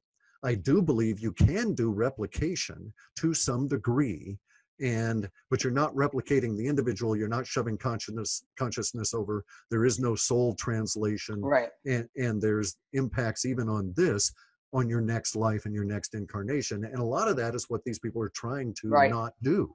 Right? They don't want to reincarnate. They want to keep the power they have here, continue to exist, and all of this kind of thing, right? They don't understand what humans are. But do they not care? Like, I mean, obviously they don't care about much. Okay, so are any of these things they're attempting to do, like whether they're successful or not completely, are they affecting our actual consciousness, right? So like if they are trying to make a replicant of some of us, and then trying to, whether it works or not, in some way copy our mind or what they think that if they think they're copying our consciousness or copy our intelligence or our memories and put it into these replicated bodies, does that have any kind of resonant effect on our consciousness, our bodies? It does, but not at the consciousness level. It has to do at the body-mind level. Okay. Yeah. So think of it this way. That you have a mind that keeps you breathing, whether you think about breathing or not. Okay, it keeps your kidneys functioning, whether you think you've got to go pee or not, right? And so this is your body mind. You know you're in your body mind when you sustain an injury, or where you're facing a life-threatening illness, because at that point, actually, you can know all three minds the clearest, is when you're in your greatest peril. And you can easily, if you're paying attention and self-monitoring, you can see yourself shifting from mind to mind to mind. So for instance, you're in great peril, you think you might die, and so all of your focus is on your body, and there's this very tenuous feeling you have, so to speak, with your connection with reality. At that stage, you can find your mind shifting into feeling mind, where it's all of the emotions and stuff, and you want to express them and all of this to all the people you've never expressed them. You're deep into that feeling of it all, right? Or you're into desire mind, where, oh, I've got to live because I've got to do this. I must achieve that. I've got to make it right with these people or whatever. And so that's where the willpower to overcome things like life-threatening conditions comes from, not from the body mind, because the body mind, when it's stabbed, and I've been stabbed, so I'll let you know, the very first thing that happens is that your consciousness collapses into your body mind, and any thoughts beyond that are really not possible during that period of time when you're struggling with shock and that sort of state. So in that sense, the nature of the mind that you're feeling, those are the three minds you usually exist in. Now, they could be doing this cloning stuff. Let me get back to your observer issue real quick. Okay. What you're feeling is one of your other two minds, likely, the knower mind or the real thinker mind. And so this is actually a sign of personal progression. Okay, because an enlightened being operates in many more than just the three minds of body mind, desire mind, and feeling mind. Okay, they'll actually get into thinker and knower. But anyway, so getting back to the resonance issue. Okay, so your body mind it's not aware that you've been cloned or that there is a replicant that is being built, but those cells that are taken from you, that are used in that process, create a resonance in our physical reality, simply because they are basically working off of the same codes that your body mind is trying to control.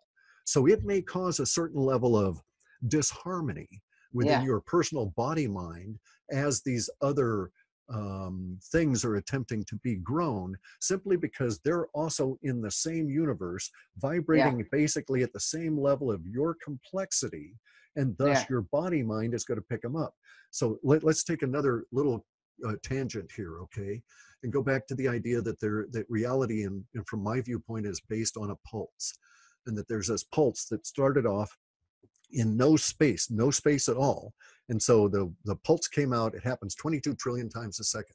And so the pulse came out, and since there was no space anywhere, it crossed itself in no space an infinite number of times within that very first second or very first 122 trillionth part of a second, until complexity arose. And then there was a pause, and then it pulsed again through the exact same spaces, non-spaces, to recreate that exact same complexity, and then it added more complexity on it. Okay, so now here's the thing. So here's the idea. That pulse, when it got complex enough, when the overlays got dense enough, matter was created, because this pulse is energy, and it did the E equals MC squared back the other way to create matter. Okay, and when it did so, that matter created space with it. And along with space came the potential for time. But I don't think there's such a thing as space-time. Okay. All right. So this is the little bloop theory. It's not the Big Bang theory. Okay. Yeah. And so universe is continually doing that, because that pulse continues. All right. So it's creating new matter way the hell out in the far reaches of the universe right now, and space being created with each chunk of matter. And so you can see the very first chunk of matter it created was the hydrogen ion, the very simplest form.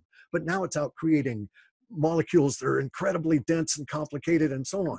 And so get this relates to all of us, because our body minds have, for lack of a better word, a numeric value that represents our specific level of complexity as we go through time. okay, that level of complexity changes as we go through time, as it results from the scars and the other levels of complex stuff that occur to us that we take in. And if we take in enough of this stuff, we can actually impress it deep enough that that level of complexity goes into our soul and goes with us to the next life. Yeah. So it's all integrated in that regard, right? But so here's the thing about the time and the pulse of all of this. Our body minds have, so to speak, a complexity value. And so this is another reason I know that time travel into the past is not possible. And it's not possible because I am a complex being now that has molecules in me now at this age that did not exist in the 1950s. So if my body was to attempt to be shoved back into the 1950s, the pulse of the 1950s would have to suddenly accommodate the complexity of the 2017s, because I would have to be recreated. Otherwise, there would be like a giant antimatter explosion as my body went and annihilated itself, because the pulse annihilated itself because it couldn't cope with the complexity. What about, okay, what about time travel into the future? Is that something, okay, is that something that is either A, possible, or B, we're just calling, we're calling it the wrong thing? It's actually something else, because we tend to think of things as past and future. It's actually we're thinking Let's of it qualify something. Are we talking physical time travel, or are we allowing for the fact that I'm getting echo off this? I don't know why. Yeah, it came in when he was talking about the really interesting stuff. Okay, so we have somebody who's joined us. let me back off the mic, see if that helps. So are we talking physical, or are we allowing for the fact of a remote viewing type of situation where consciousness itself projects either forward or backward? Okay, remote viewing is not as people understand it, but I would say that we do have that. Okay, corporeal time travel. I understand it's not by itself a time right mechanism. Yeah. Right. And consciousness is. Yes. And is independent of time. So if you could actually figure out a way to talk to consciousness, you could ask it about any time and get an accurate impression, right? If you could figure out how to do that. Corporeal time travel is not possible. So Basiago was never shoved through an energy field and pushed into any other time. Nor could we do that with time travel into the future corporally. In essence, we are all traveling into the future every millisecond, right? We're all time travelers in that regard. Now, time knowledge and knowledge of potential and probable events into the future, that's my business, okay? Yeah. And I understand, I think, why that occurs. And it goes back to your understanding of the body and what we were talking about, the human body and how there's all these layers on it, okay? Because at some layer way out there, which we can actually measure if we get all the right gear, you can detect heartbeats sometimes 60, 80 feet away. Individual magnetic signatures of individual hearts that can be detected that far. We do it with heat. Heat sensors can find you from helicopters hundreds of feet over you, and you can get a heat signature that, while it varies because of exertion and so on, there's a core level of it that can actually be tagged by computer, and you can identify one person from another in a crowd based on their heat signature from their heart, you know, how much clothing they happen to have on at that moment, but also the blood flow and everything. But there's a layer out there that we can call, for lack of a better word, a radiant or energetic layer, okay? That energetic layer, in my opinion, is really quite connected to the soul. Yeah. And it is that energetic layer very that unique, right? Karma attaches to us. It's very unique, right? It's a very correct. Like that. Yeah, okay. Correct. Absolutely unique. And this is why I know, again, cloning and time travel don't exist as we're told, all right? Because within my understanding of the universe, because we can't go back into past because of the pulse couldn't handle the complexity jump. And because now there's molecules that the pulse in 1950s didn't know how to make, and it has to make them now. And some people will think that's a really lame argument, but if you really think about it, there's also the other aspect of it, and that is that consciousness doesn't exist on all those people that have died. And so you couldn't go back and find their consciousness in the 50s recreating the things that they had thought about, so to speak. Now, there's some sort of weird loopholes to this, but in any event, the nature of sorry, I lost the thought there. So we were talking about future. Oh, future projection. Right. Yeah. Okay, so we can't travel into the future corporeally, but we can know what the future is going to have for us. Now, what we'll find, though, is not certitude, but it is probability or potential. Okay, even in an electrical sense, although we're not dealing with electricity, there's a potential for certain levels of the pulse in the future to coalesce into certain ways to create certain kinds of events.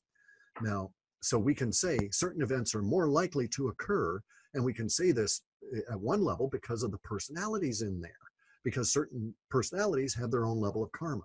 So if you had a karma reader, right, and so you could hold up a sheet of paper and look at people through the sheet of paper and see their karmic effect, you can say, oh, if that person gets elected president, we're going to have a war because of these things within their karma, forcing them to always think that particular way. Or if that person is in this particular job, this accident will occur because of the nature of the karma that affects that person. And you can say that there's a potential for that to occur. And then whether it manifests, whether that probability bubble collapses into the future you project, that's where we get into the error ratio, especially within my work. Because what I'm trying to do is to aggravate a lot of these clues and see where the probability bubble of potential is going to collapse into a reality. And this is something that Keiser talked about. This is what they talk about in the quantum computers. They are always talking in quantum annealing. They're basically throwing up all of the atoms and then collapsing it and hoping that the answer is within the collapsed field. Quantum computing is nowhere near as deadly as people think, by the way. Quantum computing is just, it's into some serious woo-woo, and they've got some big problems developing as a separate, entirely separate thing. But so here's how the future actually works. We know, for instance, from the work of Dean Radin, whose work is replicated in many different universities, and he's replicated it over and over again, that humans can see in the future. You know who's on, you have a feeling, your feeling body knows who's on the other side of the door before you open it up frequently, or who's going to be on the phone even before you see the caller ID, right? Or even know, you hear in your head a millisecond before the ringtone actually starts, you hear that ringtone from that person and you know they're calling you. And you don't even think about it anymore. But in the old days, before caller ID and all of this kind of stuff, it was a common thing in telephone conversations to say, oh, I knew it was you. Yeah. You know, it just happened all the time. And then caller ID came along and it was like, no point to saying that sort of thing anymore. However, that shows that our consciousness is connected to the future events that will affect us at a body level. Okay, it's in this body that's being affected and it's presenting itself, and our consciousness can say, oh, look, it's so-and-so calling. This other consciousness that's coming through and my body is resonating in this way at this time. Does our consciousness exist sort of outside of time, yet creates time in order for us to experience itself? I don't know that it creates time. Okay, I don't know that. Or that it the other aspects, it attaches, correct. It attaches to okay, time. That's how I think of it. Some sensible way to experience it, some way that we can decode or understand. Interpret. Yeah, interpret. Integrate, correct. Okay. Yeah, that's my understanding. Integrate is the best. Integrate is good. Yeah. Yeah. Okay, so we have karma we got to work out. And it doesn't really work if we don't have time, if these events are not presented to us in such a way. And so here's the beauty of karma and our thinking. And I know that we're in a system that leads to progression. What that progression means to individual consciousness, I can't go into. It'd be all speculation, but we do progress. But I know that this is the case just because we are able to affect, and that always we don't have robotic, biological or otherwise, results. So in other words, human behavior is so variant that when the probability potential collapses into a reality, sometimes it collapses this way. And other times it may collapse another way, even though the potential is all the same right there. And it collapses differently based on the personalities involved. So consciousness affects time. Keiser noticed this when he was in the Gulag. Kind of similar to epigenetics? Like a similar Correct. Epigenetics? Only the other way. Okay. Yeah. So time can affect biology, and we know that time affects biology because we wake up and we look older. Got white in my beard. That kind of thing. I don't know what you're talking about, Cliff. Well, of course, it doesn't show on you at all, and we'll get into that some other time. but time affects biology. But biology, our consciousness through our biology also affects time. Yeah. And Cozy Reb noticed this when he was in the gulag. And I noticed this the very first time I talked to Randy. The very first time I spoke to him, within milliseconds, I noticed he was temporally sensitive. Okay, so that tells me in my scheme of things that Randy's got a contact with something other than those three minds. All right, so he's either occasionally into his knower mind or occasionally into his thinker mind.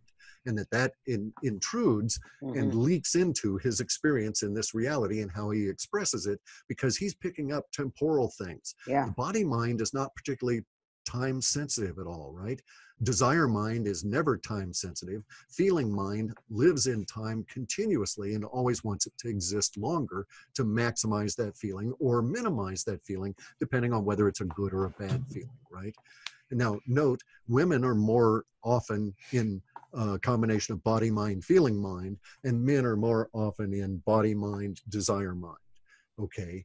And so there's ways that and there's reasons I think that mind control is being done the way it is. And there's also reasons that they attempted to harmonize with certain temporal influences to create the culture war that led to what I think people call third wave feminism, okay?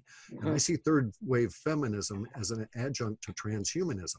And I see that as an aspect of things that they're trying to do to alter the balance between feeling mind and desire mind, and to force us into certain relationships that way for their own reasons. The evil bad guys, the powers that be, with all of their G-wave stuff and all this kind of business.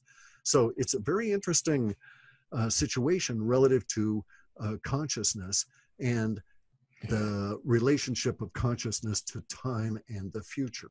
And in my work, I've had to codify words, which are one of our expressions in the materium of the vibration that is us experiencing the vibration that is universe. Now, the people that are trapped in their bodies, that think they are their bodies, the robotic biologists or biological robot guys, they see matter as solid. They don't think we're energetic. They don't see matter as being, they don't really buy the idea that atoms are a wave or a particle, depending on whether you want to poke at them or ride them, right, basically. And so we get into these conflicts, and I think that's where mind control, I think that's where the memes of cloning, I think it's all these transhumanists and those kind of guys that are out monkeying around with this machinery to try and mess with consciousness, not understanding that no machinery ever will be able to manifest and affect consciousness. That would be the same idea that something you could build in SimCity simulation would show up in your garage.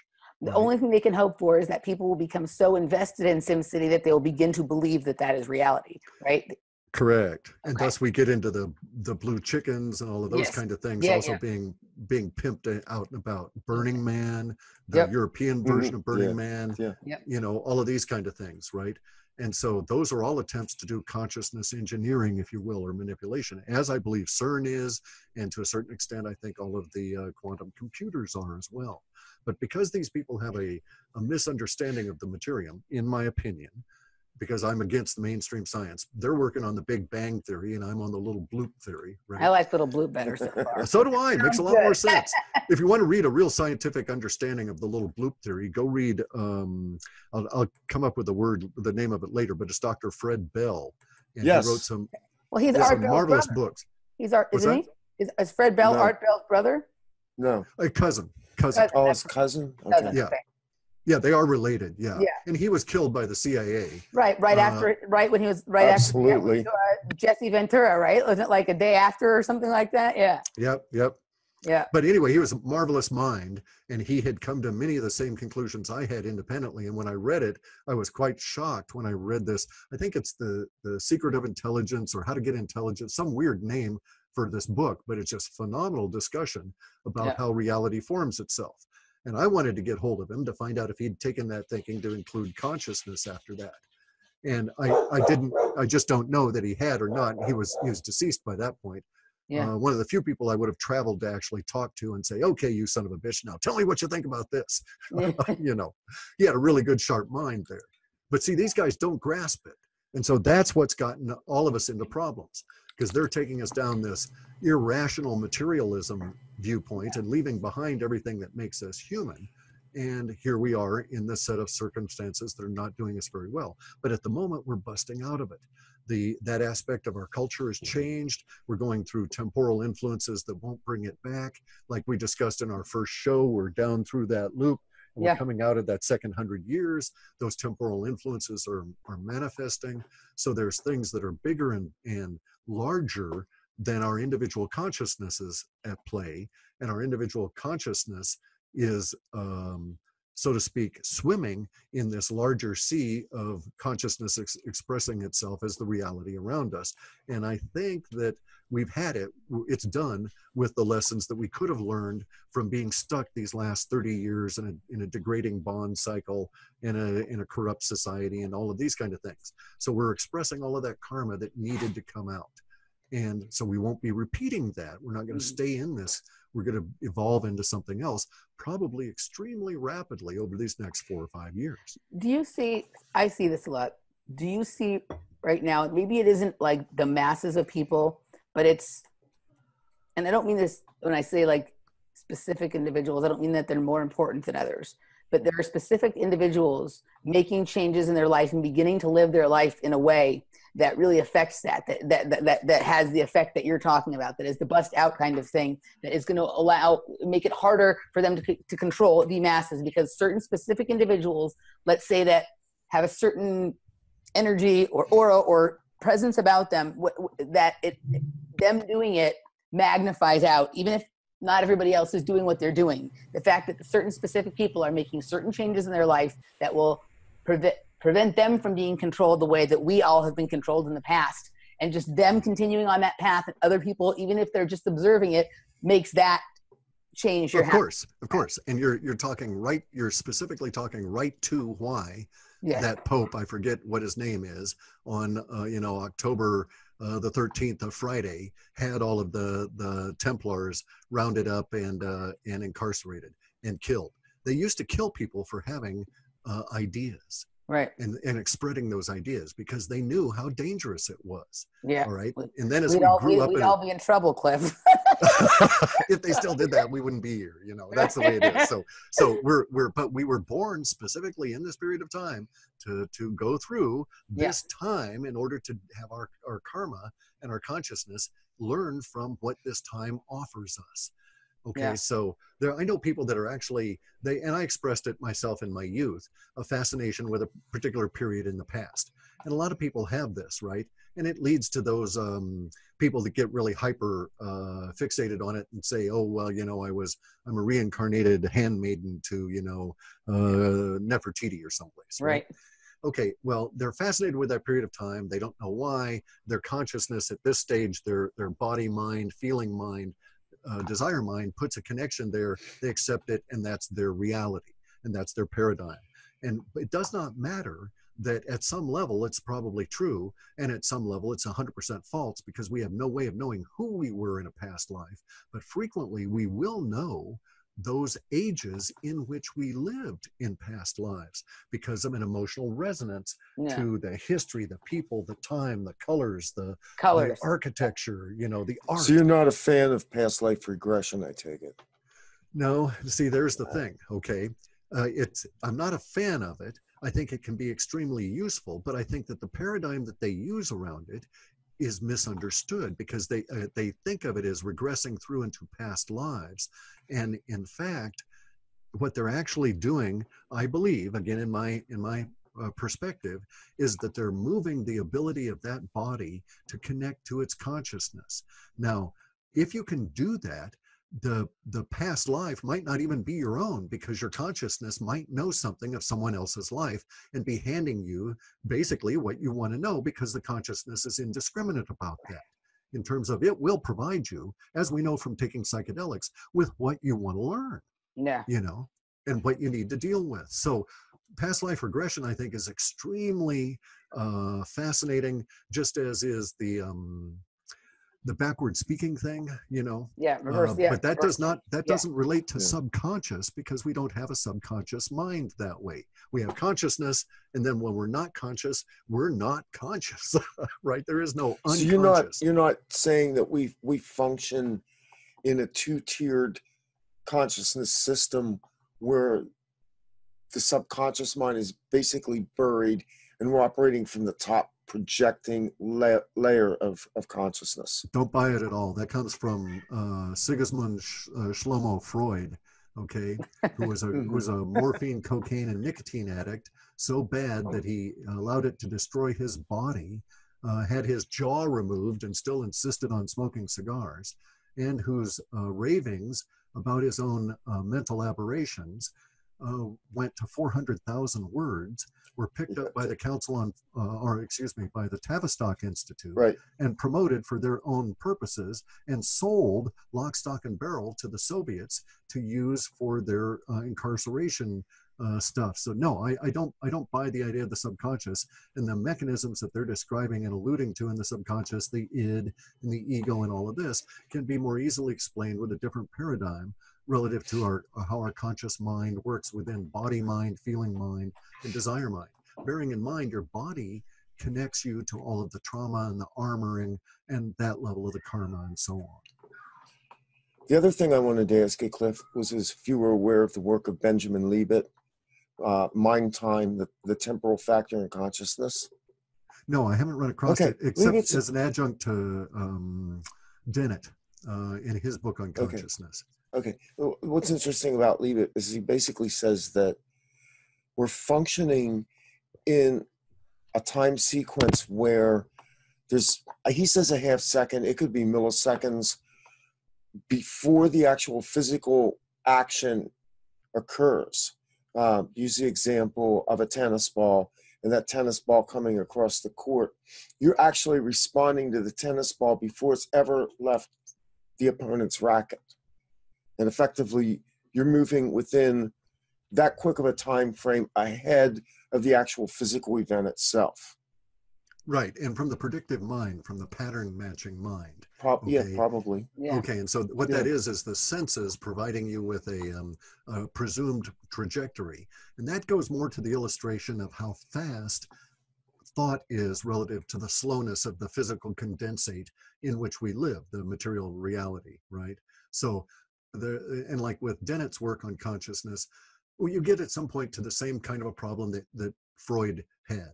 No matter what Freud did, he was using his mind, which he thought of as a single entity, to examine his mind. So basically, he was using his mind to look at his own behavior and drawing conclusions on it, and then trying to press them out to everybody else. Interesting. Yeah, Carl Jung basically did the same thing, although not on the level of necropsy that Freud did it. You know, right. Jung was a little bit more healthy in his viewpoint, but he was kind of experimenting on himself.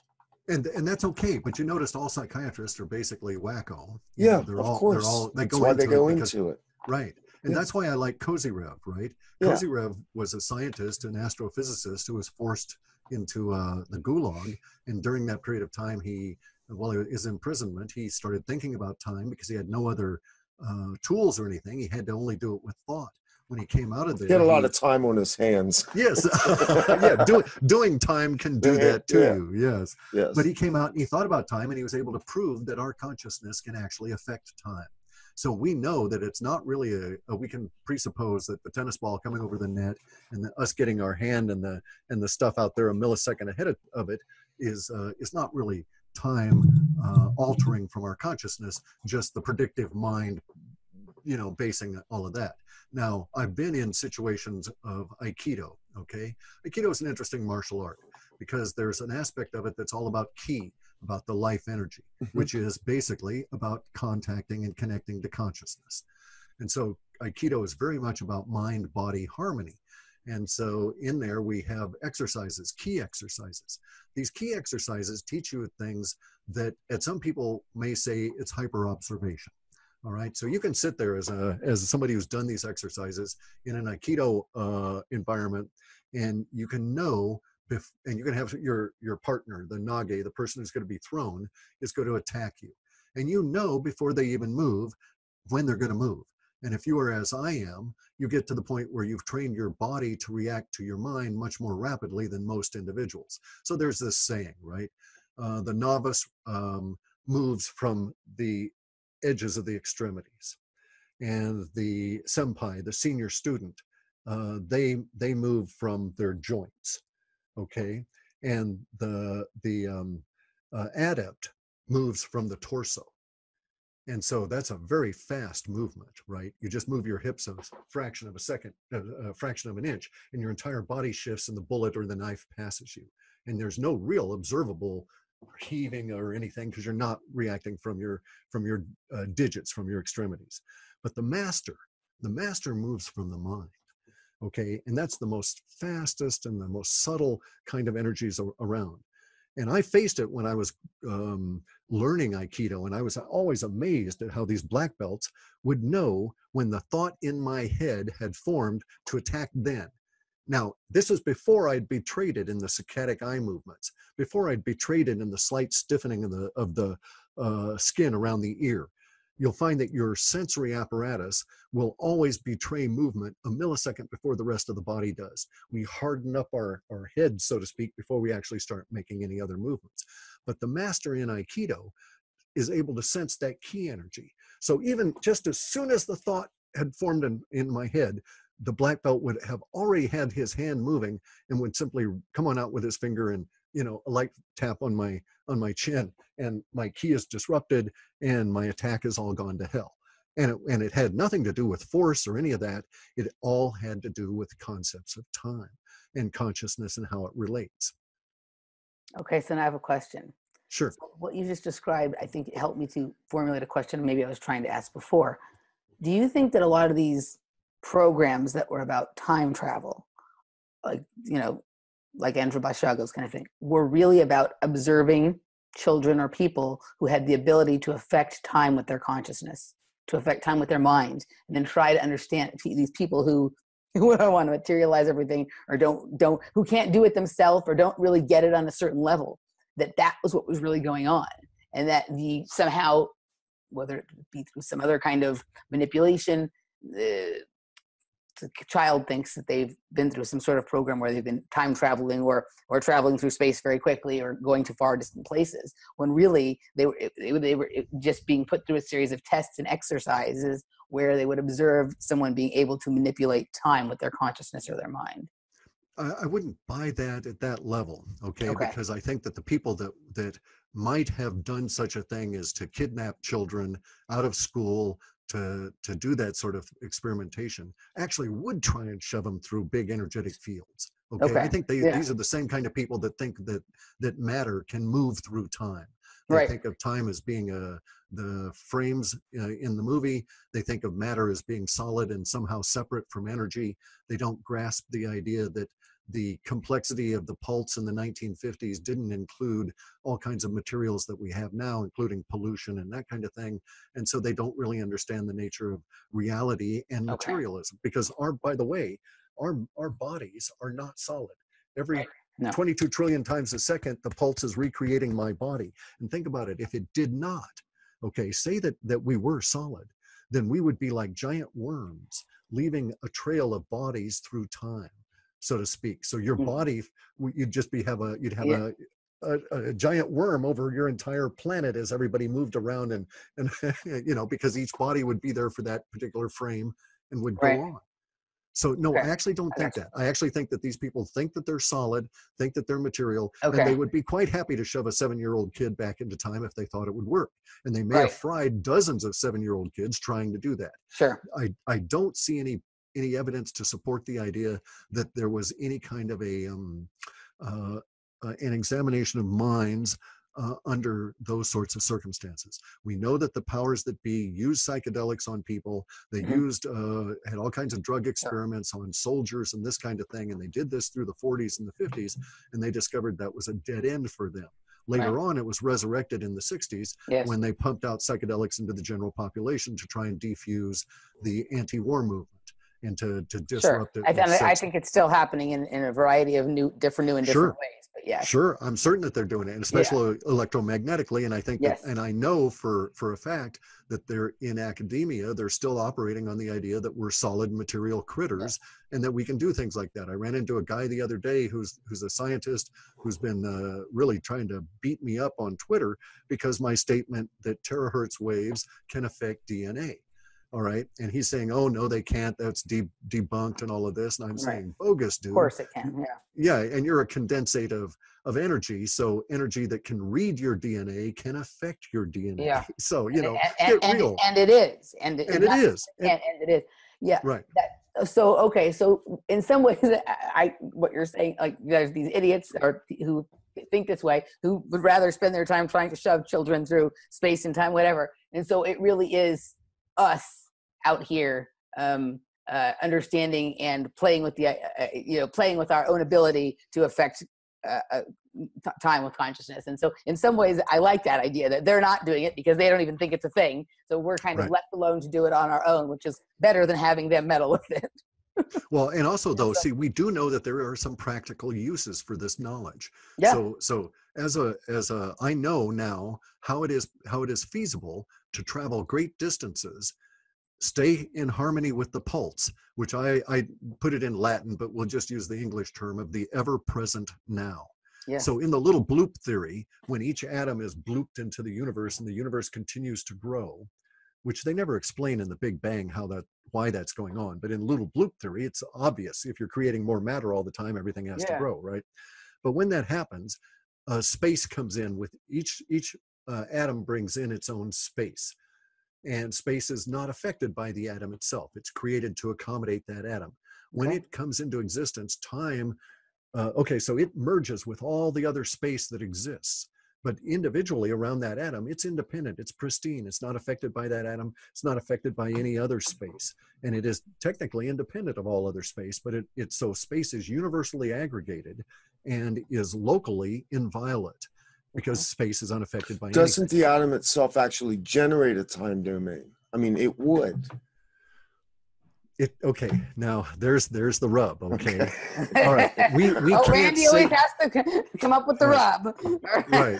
Okay, so there's the rock in the pond. We can't say for sure whether that is the case, but we can take advantage of that understanding. All right.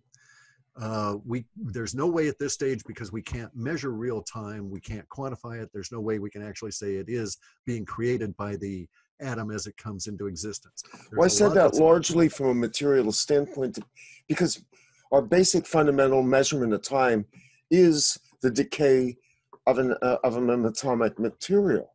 It really is fundamentally the only finite, minute, calculable estimation of time that we have in the physical universe But it's not inviolate. It's not inviolate, no.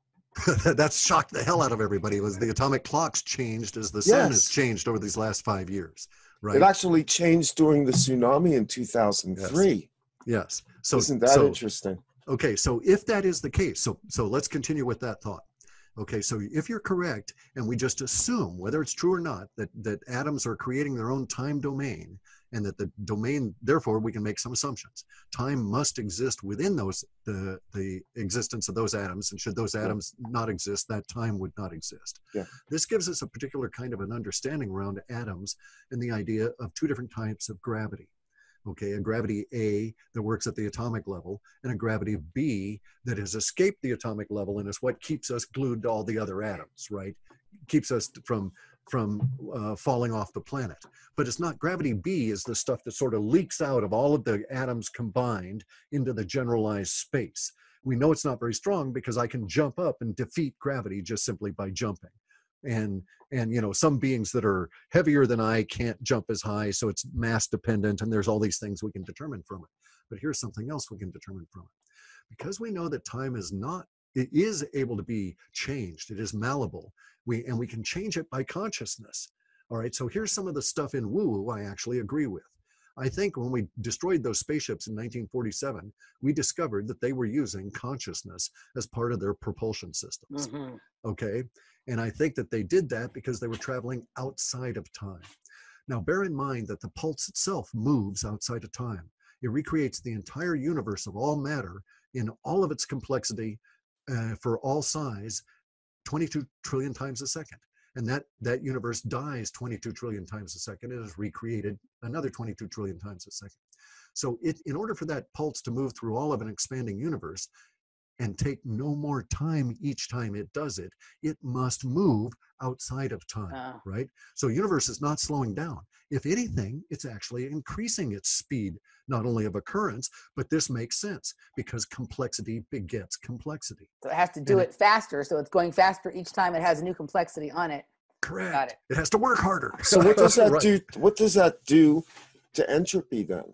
Are we, which works on a material level, but are we applying Entropy is thermodynamics? malleable as well. Entropy is malleable as well. Yeah. Keiser proved that, okay? Keiser proved that consciousness can defeat entropy. And Okay. I've done these experiments myself. I've replicated them and I proved it to myself.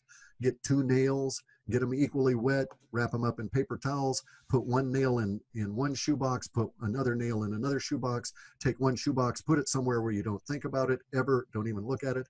The 1 shoebox with 1 nail in it, you look at that nail every single day. These are steel nails or iron nails, nothing special about them. And compare them 6 weeks on, you'll find that the one that you left alone in the shoebox with the same level of moisture and everything is deteriorated far faster than the one you looked at every day. And if you were to go so far as to say, oh, nice nail, it would even preserve it a little bit more. And so your consciousness is affecting the entropy that is part of the time of those 2 nails experience. So entropy is not inviolate. Entropy is not as we understand it. So I know we can travel outside of time. This is why I know Anderson is a dangerous So it's fellow. not about time traveling. It's about traveling outside of time. Correct. It's about the ability to jump to Proxima Centauri, right?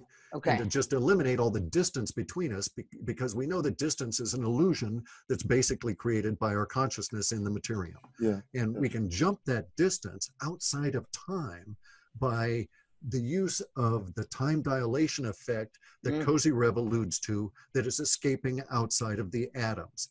And his idea is that if we can get hold of gravity A that's leaking outside of a particular atom, then we might be able to magnify that gravity A and create a time dilation and aim it at a particular spot and sort of like, I hate to use the word, but like magnetically jump to that spot based on dilating the time from this gravity A wave.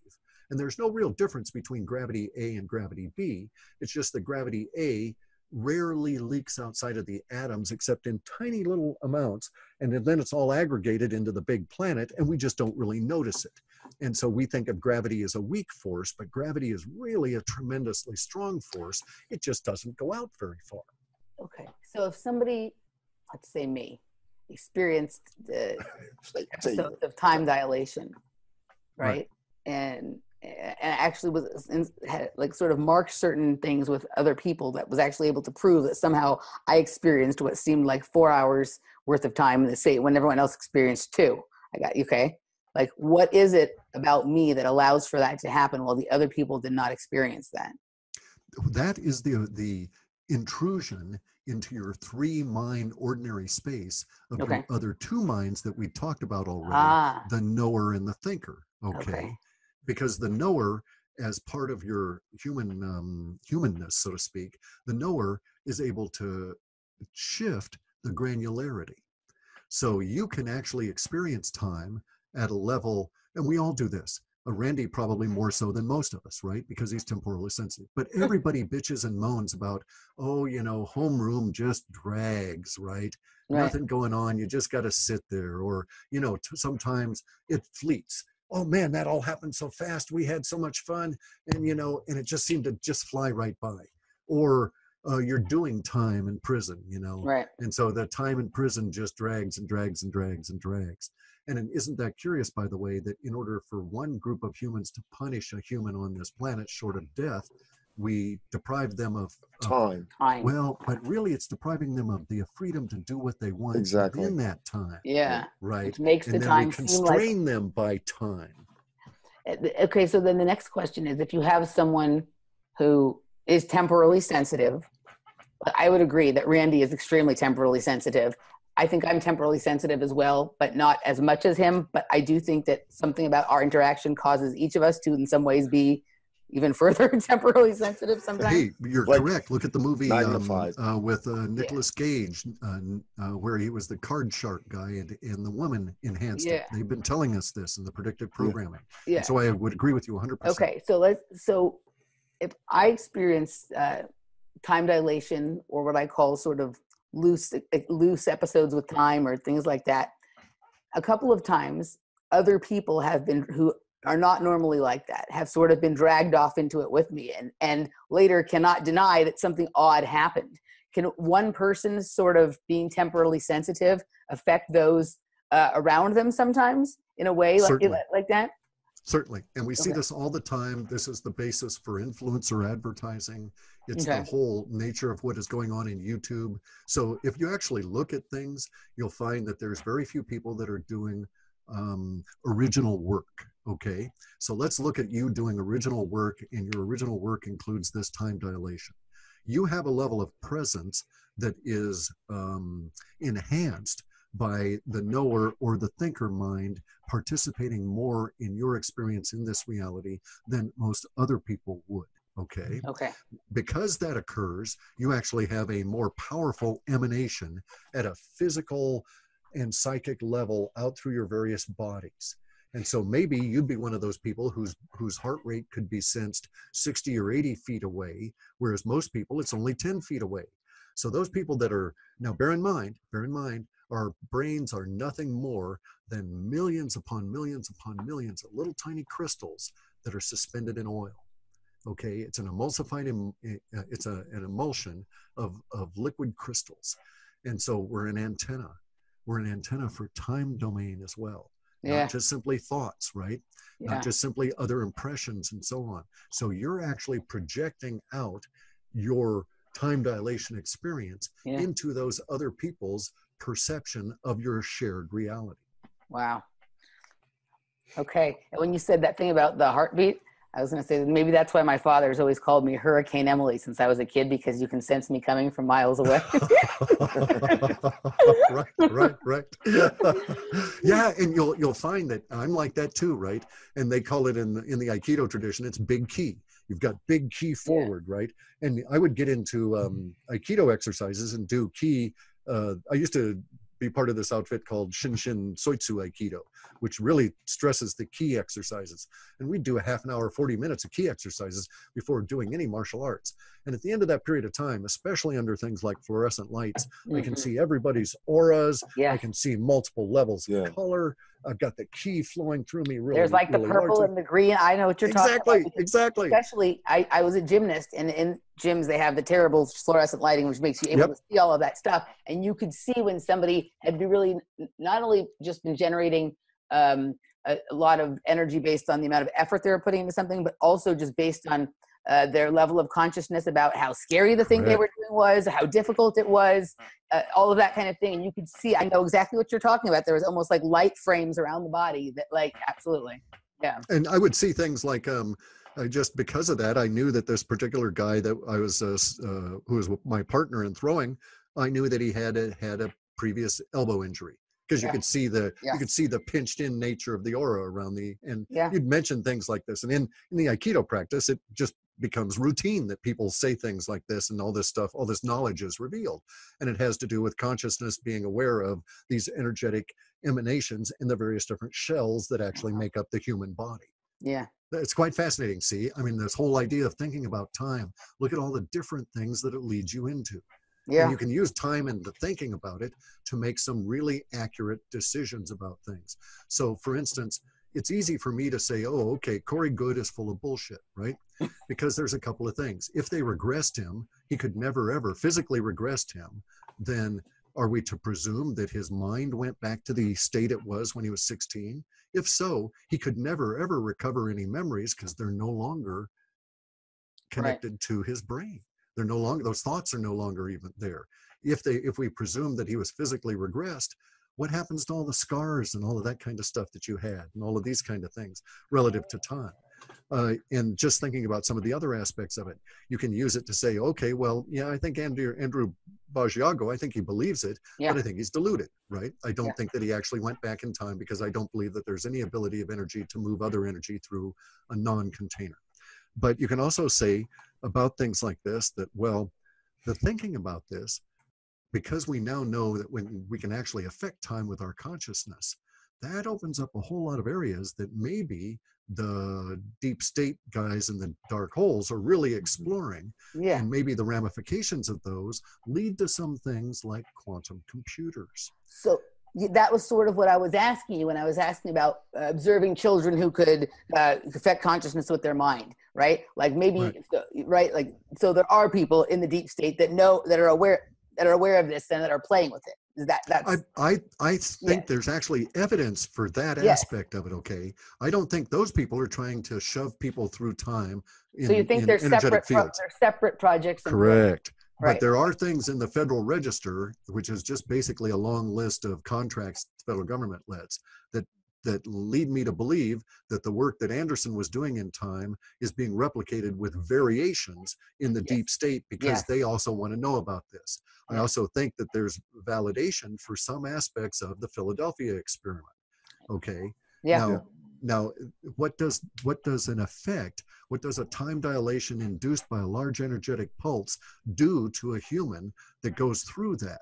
It may make them think that they've actually been thrown into the future for all intents and purposes, because it connects them with their consciousness, which delivers information to them about their future or their past. It just so happens that it was their future in this case. Okay, so if a person had been part of a project, or even just grown up in an area where some of these experimentations and projects were going on, where they were experimenting with these kinds of pulses, then they may have some of that kind of experience as part of their memory, that they are, right? They may have the sense that they've been to the future. It's a field effect, basically. Field effect. Correct. But here's the problem, of course, that their mind is going to interpret that and tack on all kinds of crap that's just crap.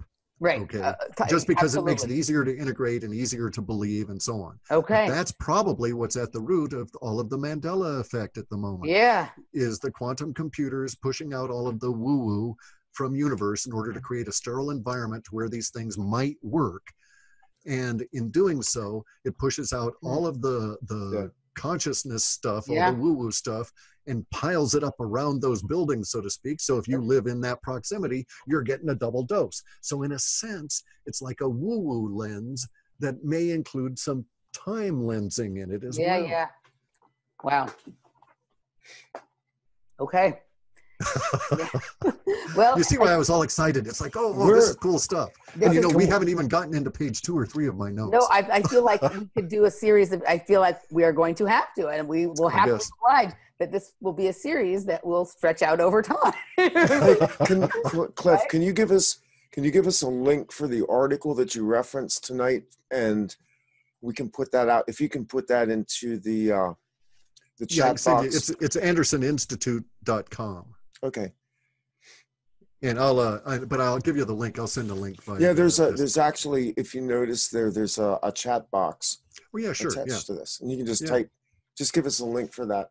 Other question is, where do we find something close to a reputable translation of Kozyrev that I've gone through some of it. I don't know if it's a good translation or a bad translation or how to effectively. Right. And here's the problem. I've got 3 of them. Okay. I've got 3 different translations of Kozyrev's experiments by 3 different translators. 2 of the guys I know are pragmatic, practical Russian translators and don't understand the nature of the words that they're actually translating. The 3rd guy did, and it was a big difference. It made a big difference in the understanding, but he dropped so much of the stuff in the way of his translation that I don't really like it much. But there's this thing in Russian about these verbs of motion. Okay, and it's like discussing consciousness in English. You get into some really interesting words around the words themselves. So my understanding of Kozyrev comes from reading maybe 25 of his actual monographs that he produced about astrophysics, as well as his books on his time experiments from translators. And then I've laboriously done one level of translation to realize that this 3rd guy did a decent job, but he only went through about 1/3 of the stuff I was interested in. So he was of no use to me, really. So you're not going to find a definitive good translation of Kozyrev, and you won't find one into the woo-woo world, because the people that are translating him now are the, and working with this material, are on the quantum computer side. They're on the, you know, the. So we need to find us a good Russian-speaking psychonaut kind of person to help. Correct. I Correct. might know someone who knows someone, so I'll see what I can do. Yeah, actually, there you go. Kara St. Louis may be able to point us in that Kara direction. St. Louis, and then I also have a very good friend who's Russian who is into all sorts of psychonauting kind of stuff that may be able to help us. And now bear in mind, Kozyrev was trying to regain his standing as a practical scientist. So most of his writings are not at the level that you and I are discussing here. Mostly it's descriptions of all these experiments he did and the results from the individual experiments. The most meaningful thing you can find, if you could ever get hold of it, would be an in Russian language copy of his lab notes, because he would make, he had a lot of these experiments were outdoors. And while he was out there writing his lab notes, he frequently would write whole paragraphs of observations of his personal thinking about what was going on. And he would pose questions to himself. Is this occurring or is it that? So you would see his thinking about what was going on in the experiment, because many times he was as confused as all the rest of us are about time, and he was trying to definitively tie time down. Bear in mind, he was an astrophysicist. And what do? They project star movements, and they're intimately involved with time and calculations and so on. So he tried to reduce everything down to numerical differential equations, and wherever possible. So he was really involved in the calculus of time, and to a lesser extent spoke about the philosophical aspects of it. Yeah. And the two are almost sometimes at odds with each other. So that's a fascinating man. Yeah. Okay, well, I guess we need to reconvene on this, because I really would like to drill down into it a little bit more, Cliff. Sure. And we can get in, like I say, we can get into page 2 and 3 of my notes here. Yeah. So, yeah. And I don't think I have anything here that's really left. But I'm glad you brought up time dilation, because that actually was at the tail end of page 3. And it leads into this whole part of page 4 on the biological effects of time. I would like to know about So I see there are things you can do about that too. I mean, it's really interesting when you look at the anti-aging movement that's developing and stuff. The way in which many of the people are taking it, from the people that believe they are their body mind, they're gonna fail. They're failing. And all they have to do is to alter your microphone's dropping out again. Yeah. Oh, okay. Anyway, I was saying that all they have to do is alter the paradigm, and then they get into a different view of things. So, for instance, you were talking about, Emily, the feeling of the solar energies and how people are getting a little, well, look, it turns out that there are very specific temporally required minerals in your body.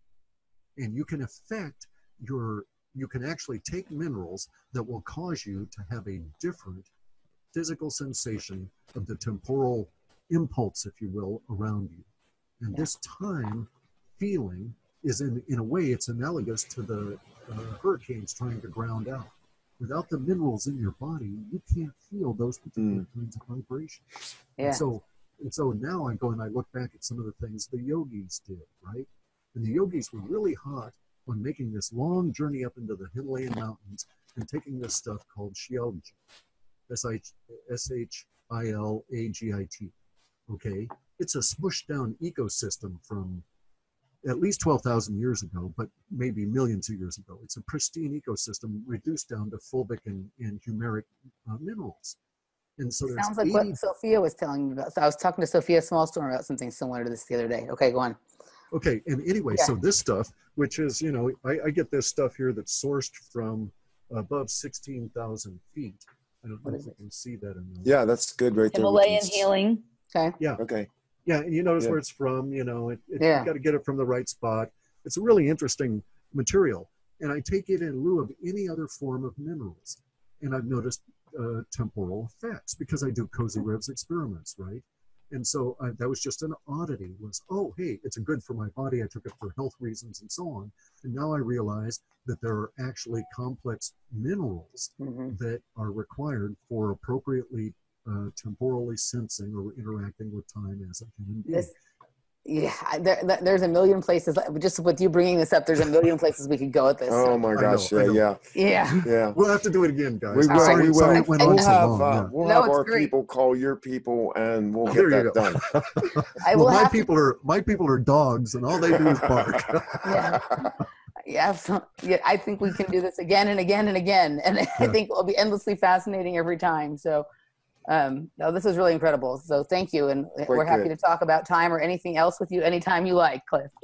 Absolutely. Okay. And it was great of Randy to bring up the issue about Equifax because it's so significant to what's going on and stuff, you know. And it is timely. Yeah, it's very timely. And with that, we're out of time. And we'll see you the next time. This is Off Planet Radio. OffPlanetRadio.com is the website. And we'll be back the next time. The truth is out there. It's inside you.